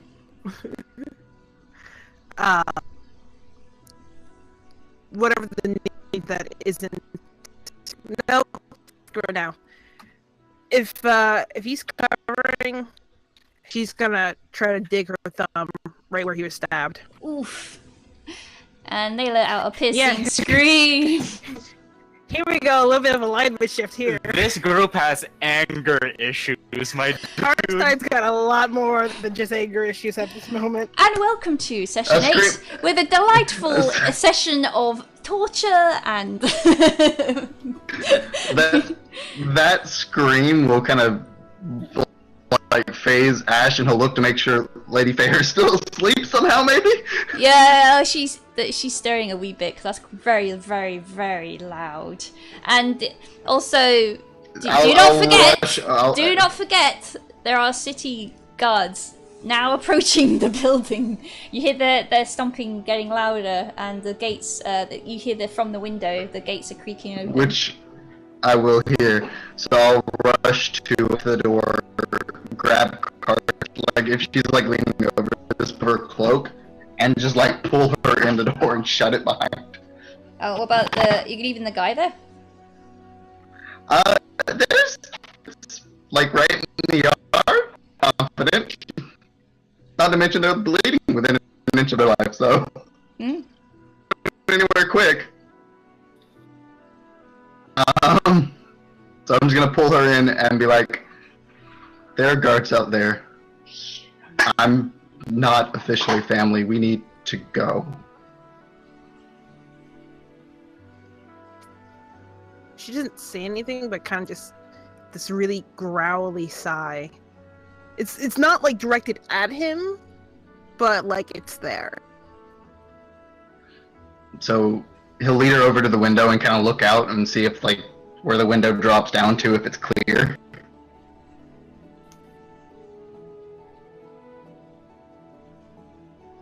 Okay. Is there anybody like down there in that alley? Is there anybody coming up or anything? Where the fella had That fallen side down, of where the tiefling had fallen down to, there is clear still. So Ash will just motion for her to follow, and he'll jump. Okay. I'm gonna ask you to do a dexterity saving throw, or actually no. Dex save or an acrobatics? Yeah, I would say acrobatics. Yeah. Acrobatics. That's an 11. Okay. Because apparently, unless it really matters, I ain't rolling good tonight. Okay. You take some falling damage. How far? 2 stories, so... How is falling damage calculated? It's every... D6 For every 10 feet. Alright. So 2d6. 3d6? 2. 2d6, alright. I had 2 stories. Yeah. Alright, so I'll do that. Have to post it here. on HP. I'm kidding. Alright, there you go. Alright, 4 damage. Are you gonna do the same? Or are you, what are you gonna do? Yeah, Casting. I'm following. Okay. So you leave the corpse, oh, he's not a corpse, but soon to be perhaps person in a bloody mess after being tortured. They've probably passed out by now, and you follow suit. Could you roll acrobatics as well, please? Shit. Yeah, sorry. Okay, so same again. Come on, D. Roll 20. Reroll. Alright. Oh, can I rewind something I meant to do and I forgot to do because I was thinking quickly? Depends what it is. The silver bell on my wrist coming out, I would have just torn it off my wrist and set it on the table next to her, next to Lady Fair's bed before jumping. Something as a compensation, maybe they can sell it and get a little bit to repair. Oh, the silver bell. Yeah, the silver bell. Okay, make sure you mark that off your inventory then. Yeah, I just to make sure. He was in a rush. It was his like house holy crap, I'm even more of a horrible person for that. This should sell for something. Okay. All right. What we'll do then, we as you both clatter down to the floor, and you hear so many like noises from all over the place. You got the city guard whistles and commotion and shouting, or girls screaming. You've got now you start hearing Bella and the butler crying out and running to the Lady Fair and checking on her. And all this noise, you just want to get away from it, so you both follow the same path you saw the tiefling take Ash. And you run through the gardens, and you know where that exit that he must have taken. You see some blood, a blood trail actually, leading out. I'm going to see Bill and catch up to him before he's with anybody. I would ask you to make. Is this survival to follow foot tracks? Yes. So please roll survival. Also, I know most of this happened in the span of a few minutes, but he was talking to Lady Faye for a while. Yeah. You would you have? Yeah, you would. You guys would have. Or you would expecting a delightful, like, calm meeting with an old lady. You suddenly approach this mansion where you've been directed to. It's a complete hullabaloo outside. It's a whole mess. You're wondering what on earth has happened in the space of this time. Because when you got there, I would have mentioned that being Kromdren, which might make us speed up a little bit in getting there. Yeah, and she would have might be being watched as well. That she may have seen, they drow. Okay. Who is holding that? What color skin is the drow? Would be what Kina would ask. It's what? Dark black, usually. This drow lady has grey skin. Okay. Great. So it's the same person. And we might be getting an altar. Yeah, I'm gonna pause everybody now, actually, because my internet is making all your voices break up. So let's take a break now. I'll pick up from here, and I need to just reset my internet. Okay. Okay. Beep boop beep. Boop beep boop boop. Okay. There we go. Okay, cool. Back on the computer. Hey, just in time. The praying worked. So picking up. So what just happened? There is suddenly a commotion outside. Like, people are screaming, and city guards are whistling and shouting, giving orders and pushing pedestrians, common folk aside, to try and get into the mansion grounds.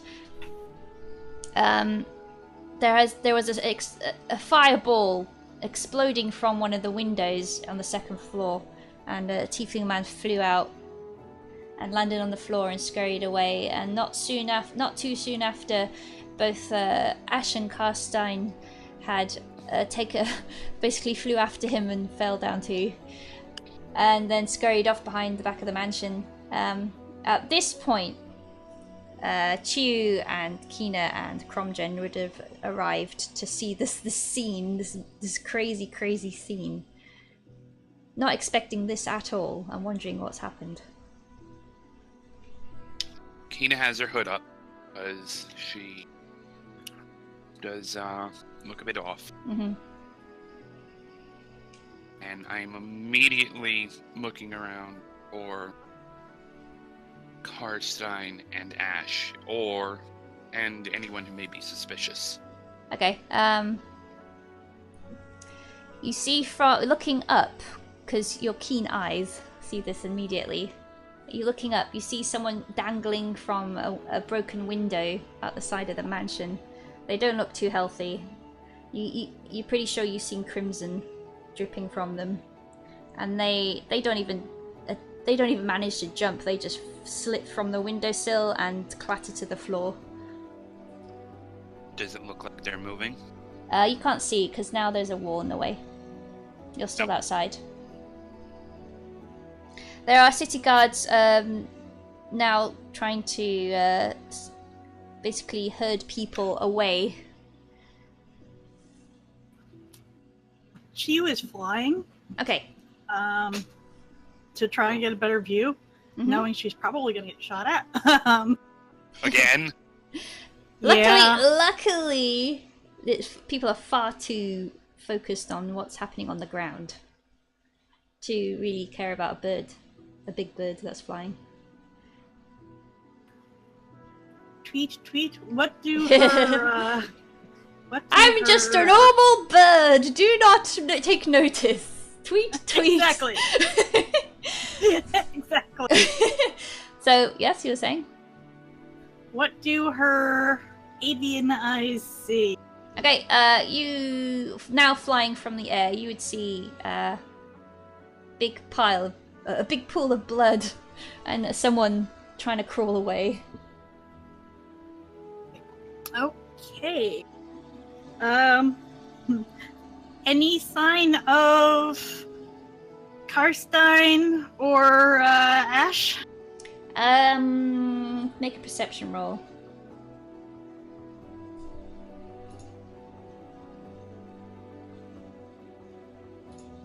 As you can see, on top of you, the beautiful Chiiu will now swoop down and claim her prey.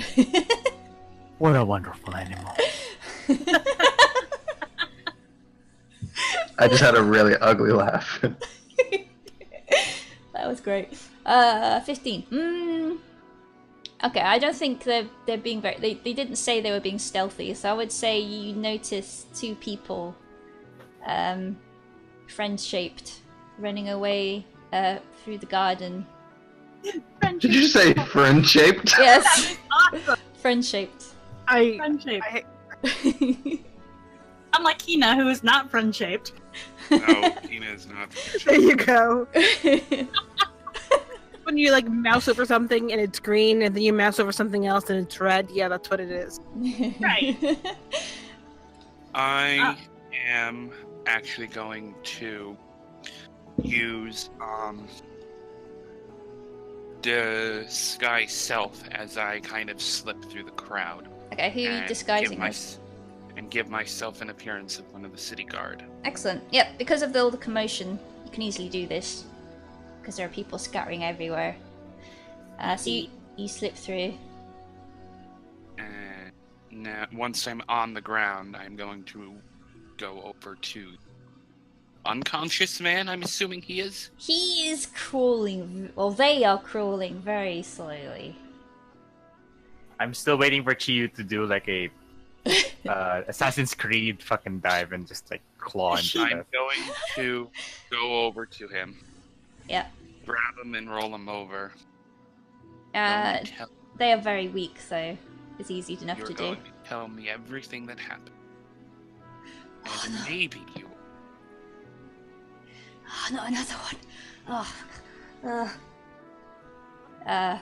They can't even stand up. They're that weak. No, I'm kneeling down with my knee on his chest. He is going to talk to me.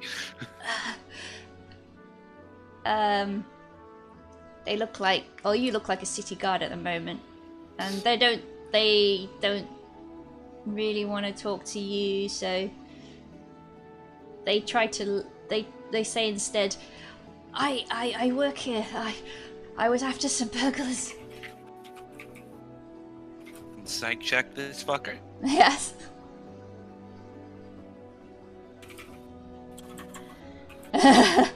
They are lying through their ass. Which is impressive, but it is a now very large gaping. Well, I mean, they could easily have a hole in their ass at this moment, so you know. Oh. Now I'm just gonna straight up try to intimidate. I will not ask again Tell me everything that happened here, thief. Roll intimidation check, please.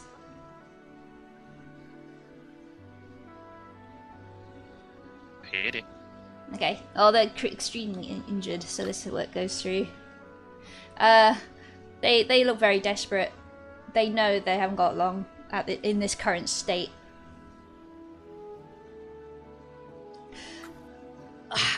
It doesn't matter anyway. They got it. Got what?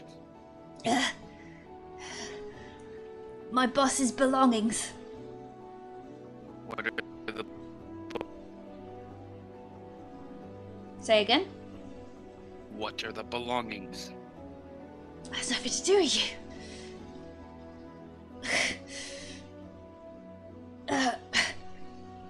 It has everything to do with it. Yeah. And now I'm going to inflict words of terror on him. No. Ouch.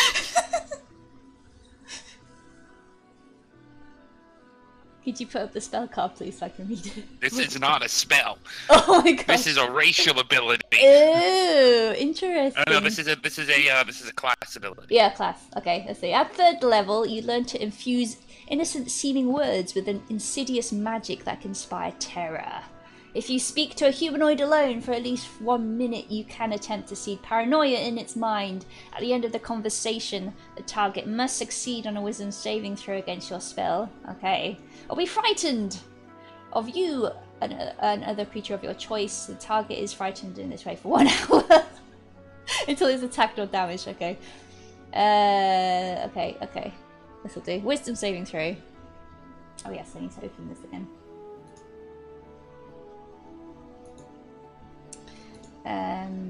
DC 16. DC 16. Okay. Please fail.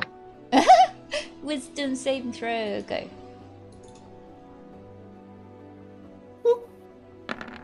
Son of a... Oof. Just, he doesn't know that I tried to. Okay, that's fair enough. He doesn't know that I tried to terrify. No. What was your question anyway? Anyway? What did you say to them? I said it has everything to do with Okay. the knowing. They just laugh.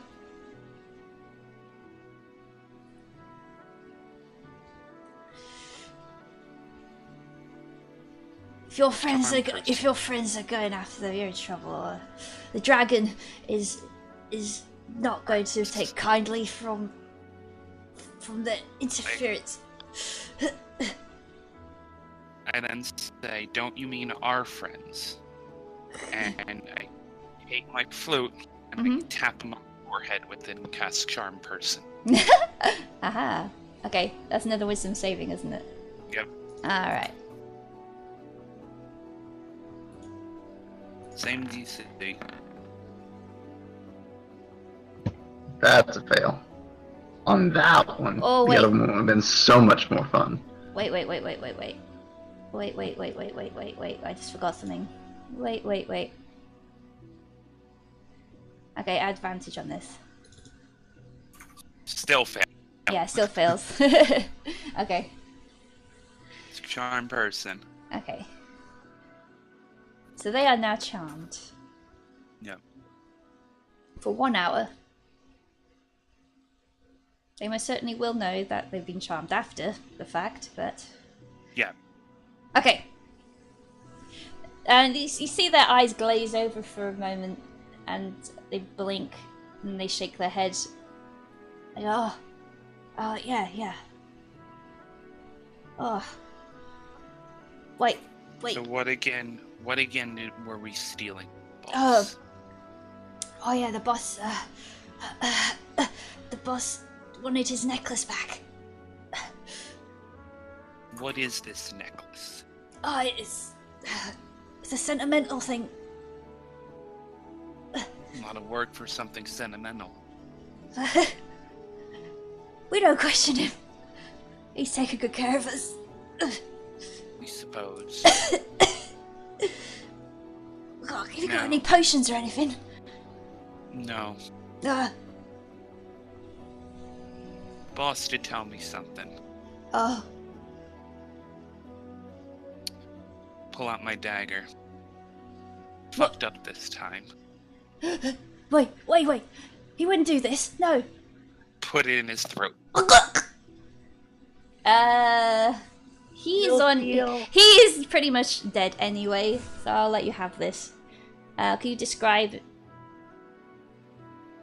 You put it in his throat. Is that all? I just put it in his throat Okay. and cut to the right, flick the blood off, and put it back on my waist.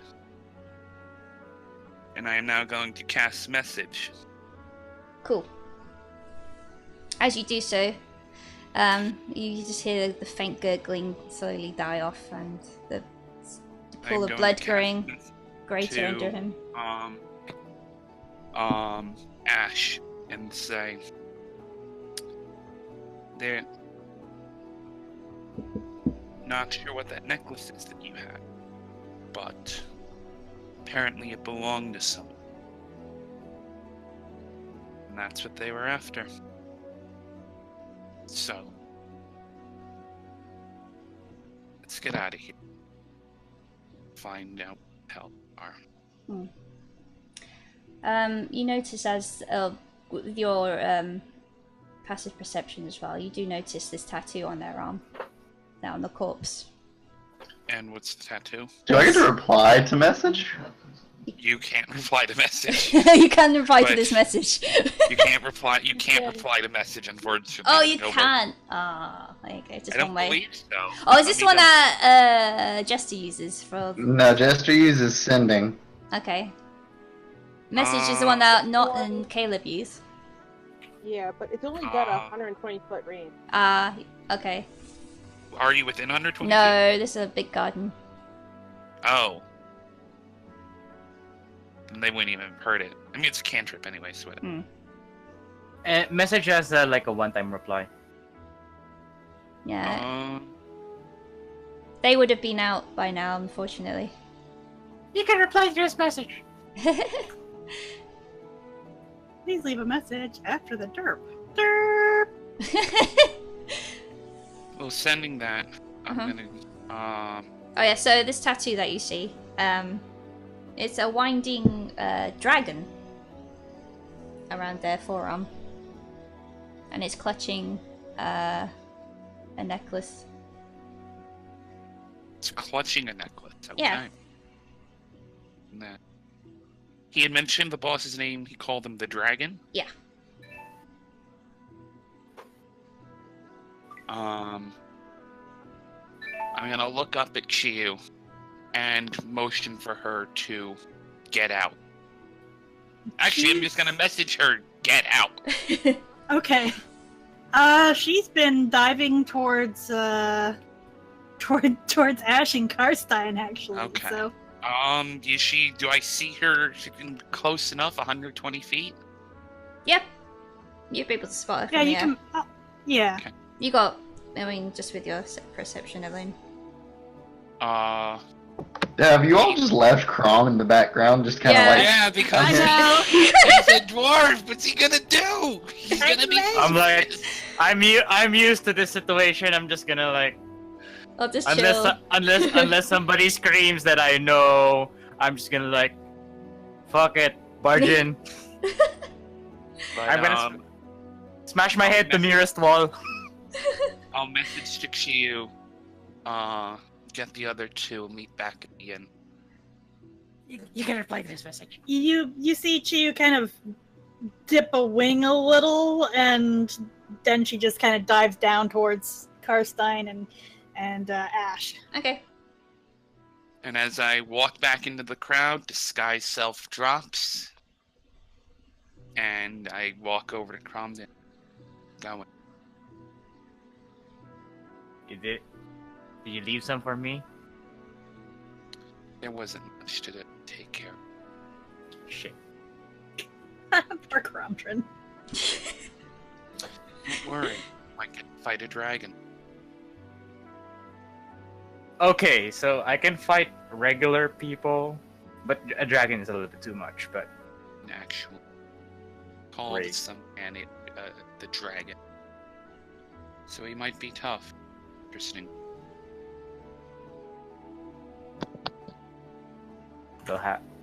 I can't wait to seize the day. Let's get to the. Are they good up there or what? They're already. Right. I guess we move to a much more open area so that they can see us easily when they get out. Well, no, they're already out. I think. Yes. They've made their way after the person that fell out the window first. Chiiu has flown after them, having spotted them from the air, with the message that Kina had sent her to go collect them and meet at the inn.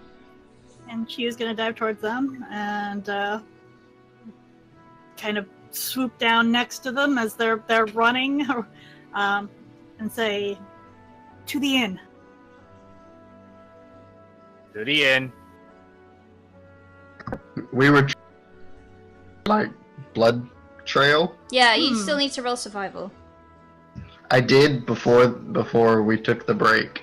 I didn't. Did I see it? You never let me tell you. Okay. Try. Oh, tell me now. I don't remember perfectly, but I think I rolled like an 11. Okay. After the gravel finishes from the path and the garden path, it turns into a mixture of bricks and also grass. Cobblestone. No, grass, as it leads into like a little field at the back as well. It's like a little private field that are growing some vegetables. That's tended by Belle, and beyond that, it leads into like another big gate that also then proceeds to lead to the street. And because of stomping through the greenery and stuff, it eventually cleans off all the blood on their footprints, it seems, and then you can't really see what direction they went to after that. Question: do you tell Chiiu that you were following a trail of blood? Yes. Can I try? You say we're going to the inn. And I'm like, we're following a trail. The guy that attacked us. Mm-hmm. You want to try and roll, see if you find them? Yes. All right, Survival? please roll. Yes, please.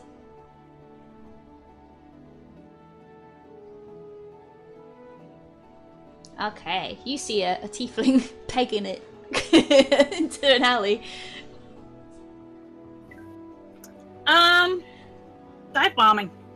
Okay. I follow Chiiu because she seems to know what she's doing. Alright, unbeknownst to you, Kina and Kromdren, you've made your way to the inn, just assuming that they'll follow you. But instead, We may in time. Give us a minute. instead they're causing more trouble. So here we go. We really need to have some sort of like team Efficient communication communication. kind of thing here. Yeah, you just need to work on your synergy, perhaps. So, We need We a have mixture. one- We have one arcane Well, what class are you again? Is Ash? Ash is technically a sorcerer. Oh, By paper. yeah. Now he's a rogue, cough. So, rogue. cough. Yeah. Rogue. Nudge, nudge. Maybe arcane trickster? Yeah. Question mark? So Chiiu is dive bombing. What are you doing? Dive bombing and? She is folding her wings, Yep. aiming for him, and she's going to have her talons out and try to both attack and maybe, I guess it would be a charge attack and try to knock him on his ass. Yes. As well Fucking, as That's- fucking sweep him up like a kingfisher. Aarakocra have She ain't that big. Aarakocra have claws as an unarmed strike, so you can do that. Use your claws. Is it Yes. D4? I think you should have already whipped that out though with the attack roll. You want me to roll to hit him, or Yes, please. Just roll damage. Yeah. Okay. Oh, come on, Chiiu. Caw.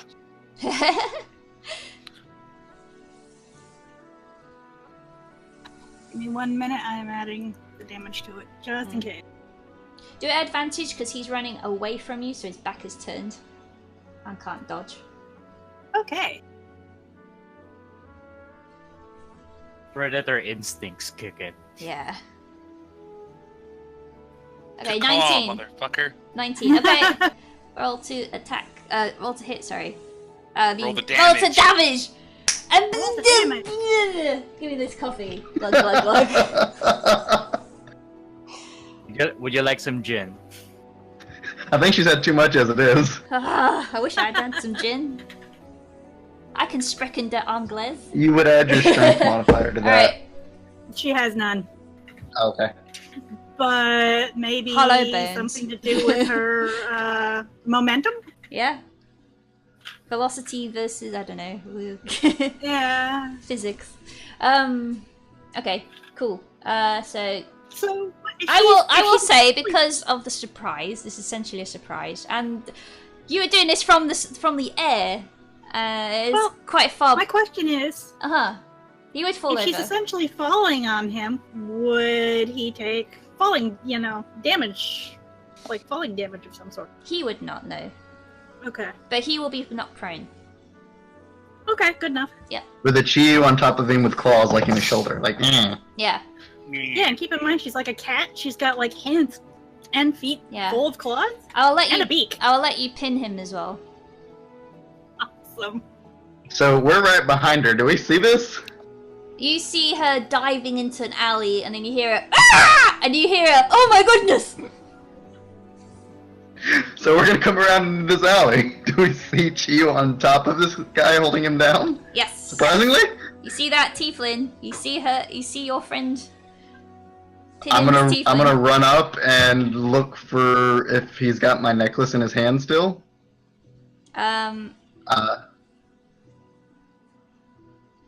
Let me think. Yes, he did, because you just ran from the building. So he still has the necklace.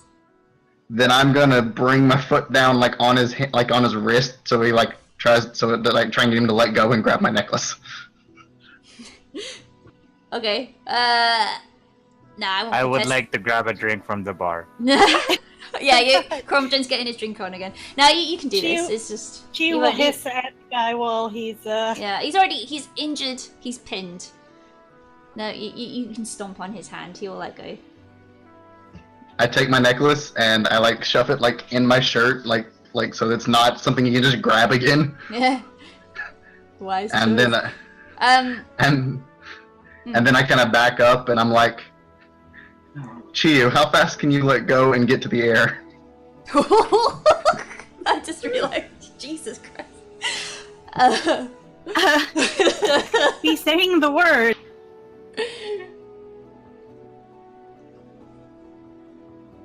What was that? Say the word. Saying when. I look at Carstine and I'm like, run! And then I turn and book it. Let it go and popping straight up.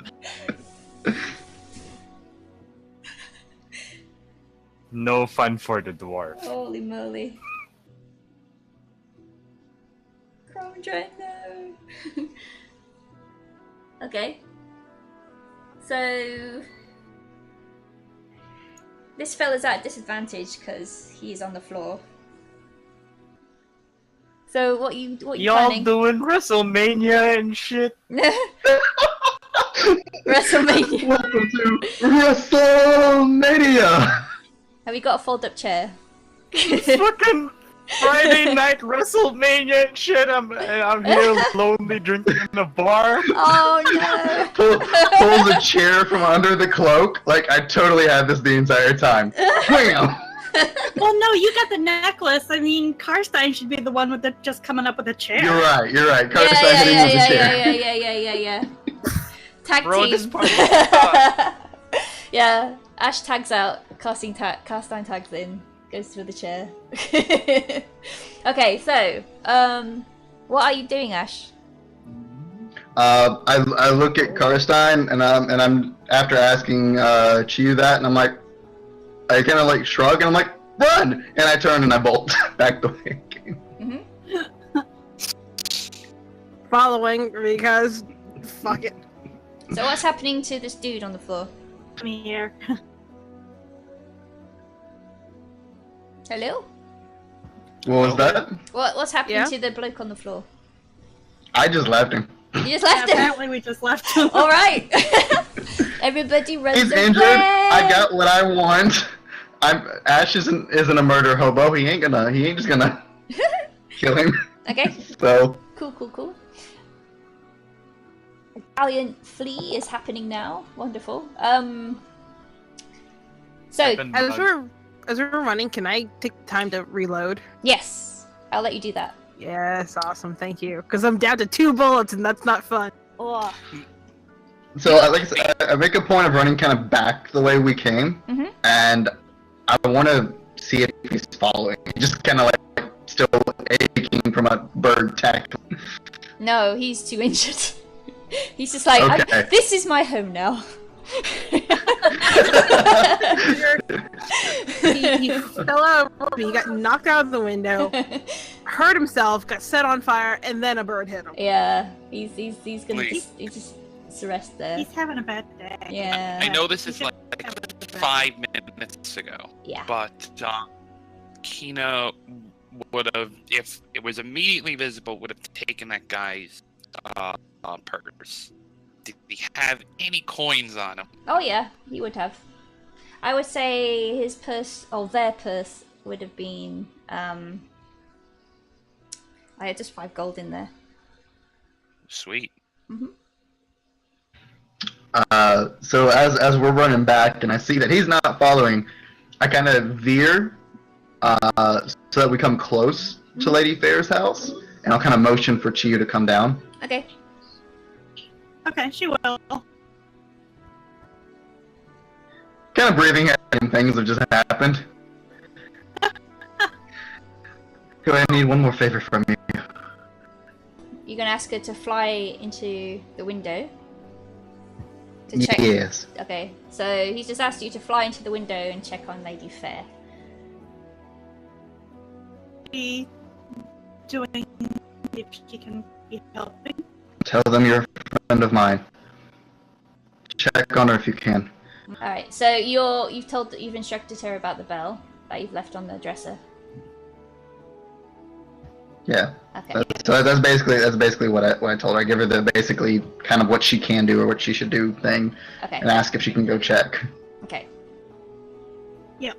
Sorry if it sounds like I'm repeating. I had to do it because you broke up. So I was like, okay, for the sake of recording, I'll repeat. Understandable, yeah. It's yeah, it's fine. You know, if you're missing stuff for clarification.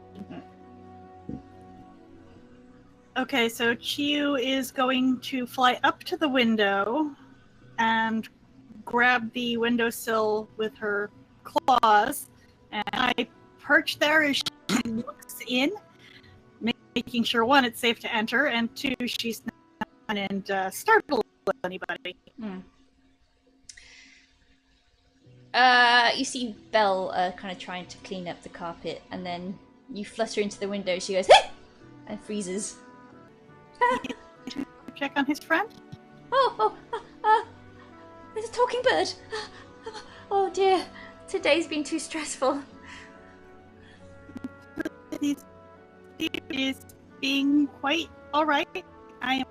Lady Fair's fine. No, she's just sleeping now. I'm just trying to tidy up.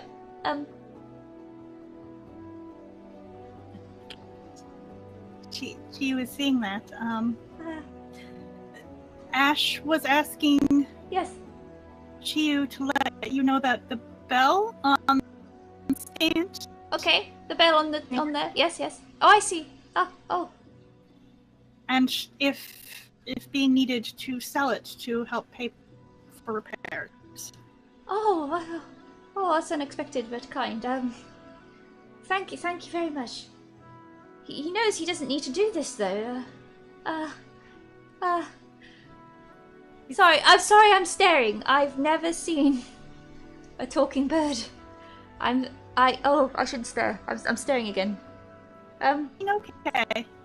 You may be staring. Rude. I am an Arakokra. An Ara.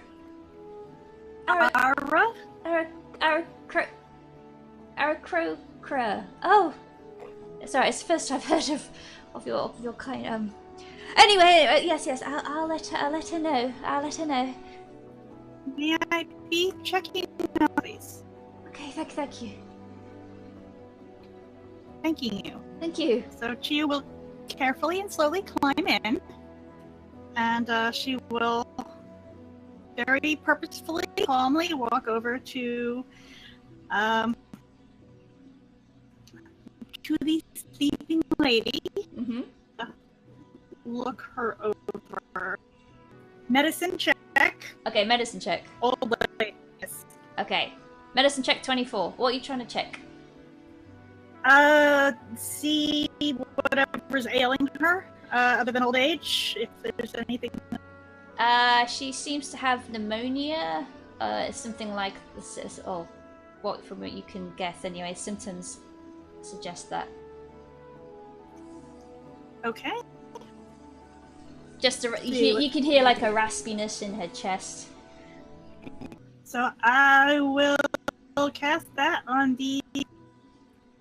What's her name? Lady Fair. Lady Fair. So you're going to cast. Yes. You're going to cast lesser restoration on Lady Fair. Okay. You touch a creature and can end either one disease or one condition affecting it. The condition can be blinded, deafened, paralyzed, or poisoned. Okay. Well, you touch her chest, and you feel the crackling in her breathing slowly fades away as her lungs clear up. Okay. Let's see. Next, just casting Cure Wounds on her, just in case any loss of vitality. Okay.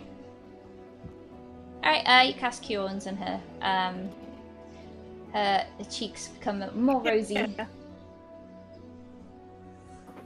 So you check her over one more time. And she Check. you're doing real well. She appears to be a lot more healthy, thanks to your aid. Pluck out just one of her feathers and kind of tuck it into Lady Fair's hair. Oh, that's nice. Just a calling card. And You have a calling card. Okay. So after which do you join the others? Yeah. Yes. Okay. How was she? Okay. I'm doing much better now, but yeah, we will be heading to the end. In her lungs. She's a lot better now.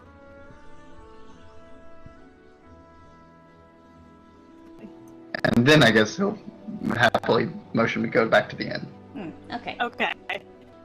Right. So I'm gonna fast track you back to the pub then. I asked. I couldn't catch what you said you were doing, Kina and Kromdren. I'm sorry.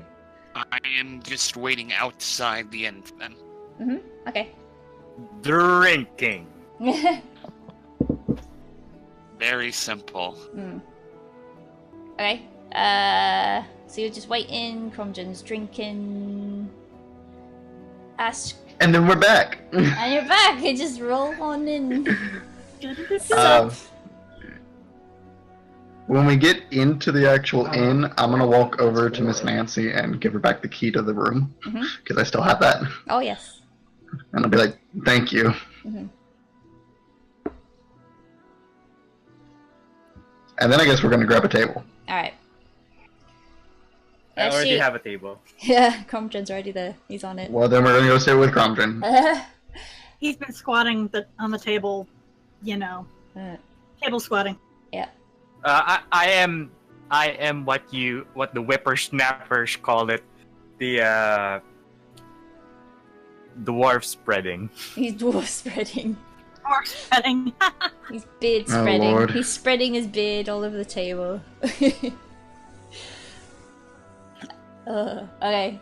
So yeah, key is handed back. He sat down. Ash is gonna like head plant or face plant the table. Mm-hmm. Quite a busy day for you. It's an emotionally exhausting day for him. Kromdren is contemplating of sliding like Ash a mug. Nah, Ash is too young. The friend would keep it for himself. Nah, Ash too young. Nah, Ash too young. What is this? Must have this much facial hair to drink a beer? He nearly did. You must be. I don't have to worry about that anymore. Curses.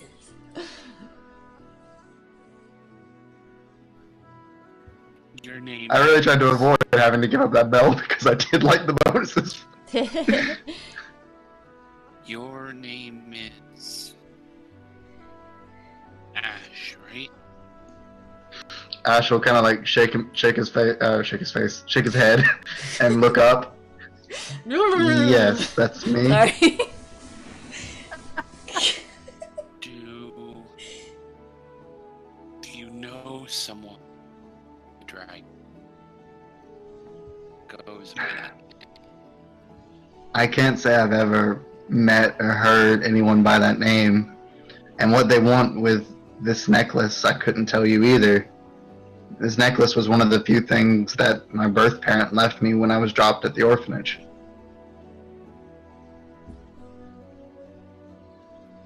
They left me this necklace and the name Ash. That's all.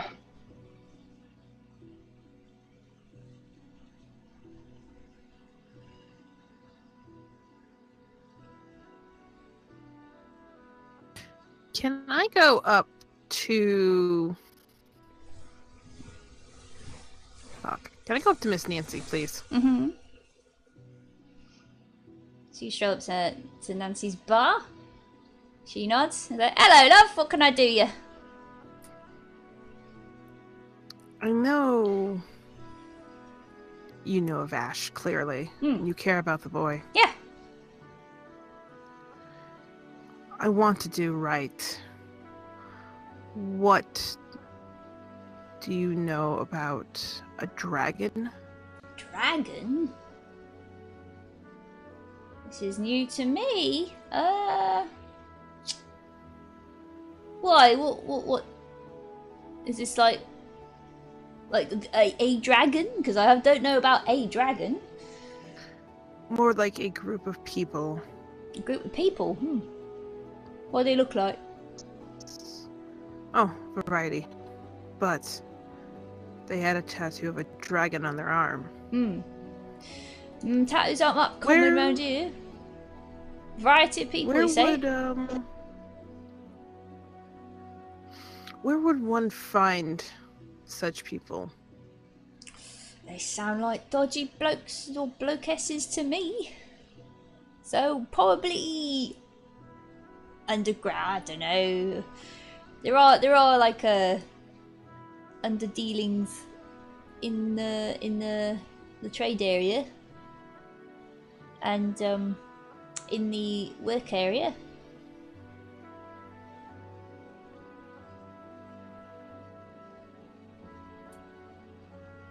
Fair enough. Oh, actually, oi! And she wavers.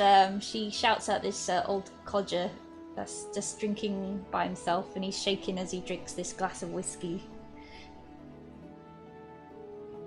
Daryl, come here. I've got something to ask you.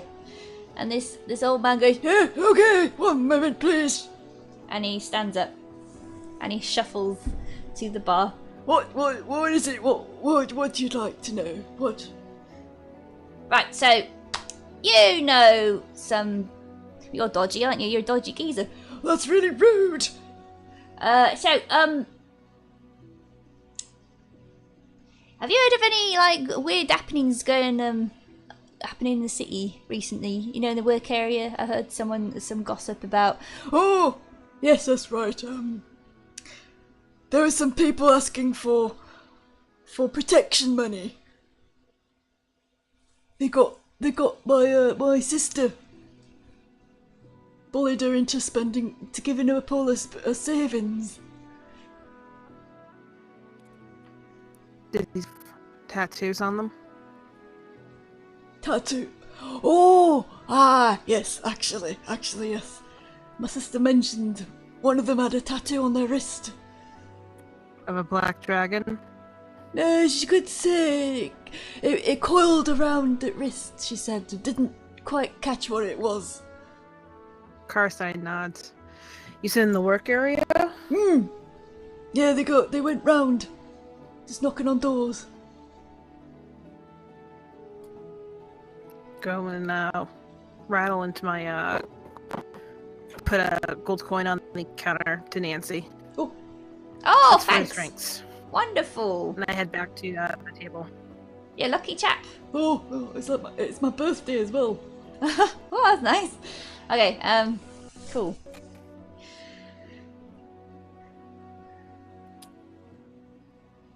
What do you know about the work area? You're asking Ash? Yeah, sorry. Brain's like I got the seed in my head and just didn't fucking like anything about it. Ash will think. The work area, I mean, filled with businesses and warehouses and things like that. I never really spent a whole lot of time in the work area. Well, our tax may be there. Seems they've been shaking people down for protection money. With that, Ash will kind of like look over at Chiiu and be like, "That sounds vaguely familiar." Mm-hmm. Looking into it. I did promise the matron that I would. Mm-hmm. Yes, previously it was mentioned in the orphanage. Yeah.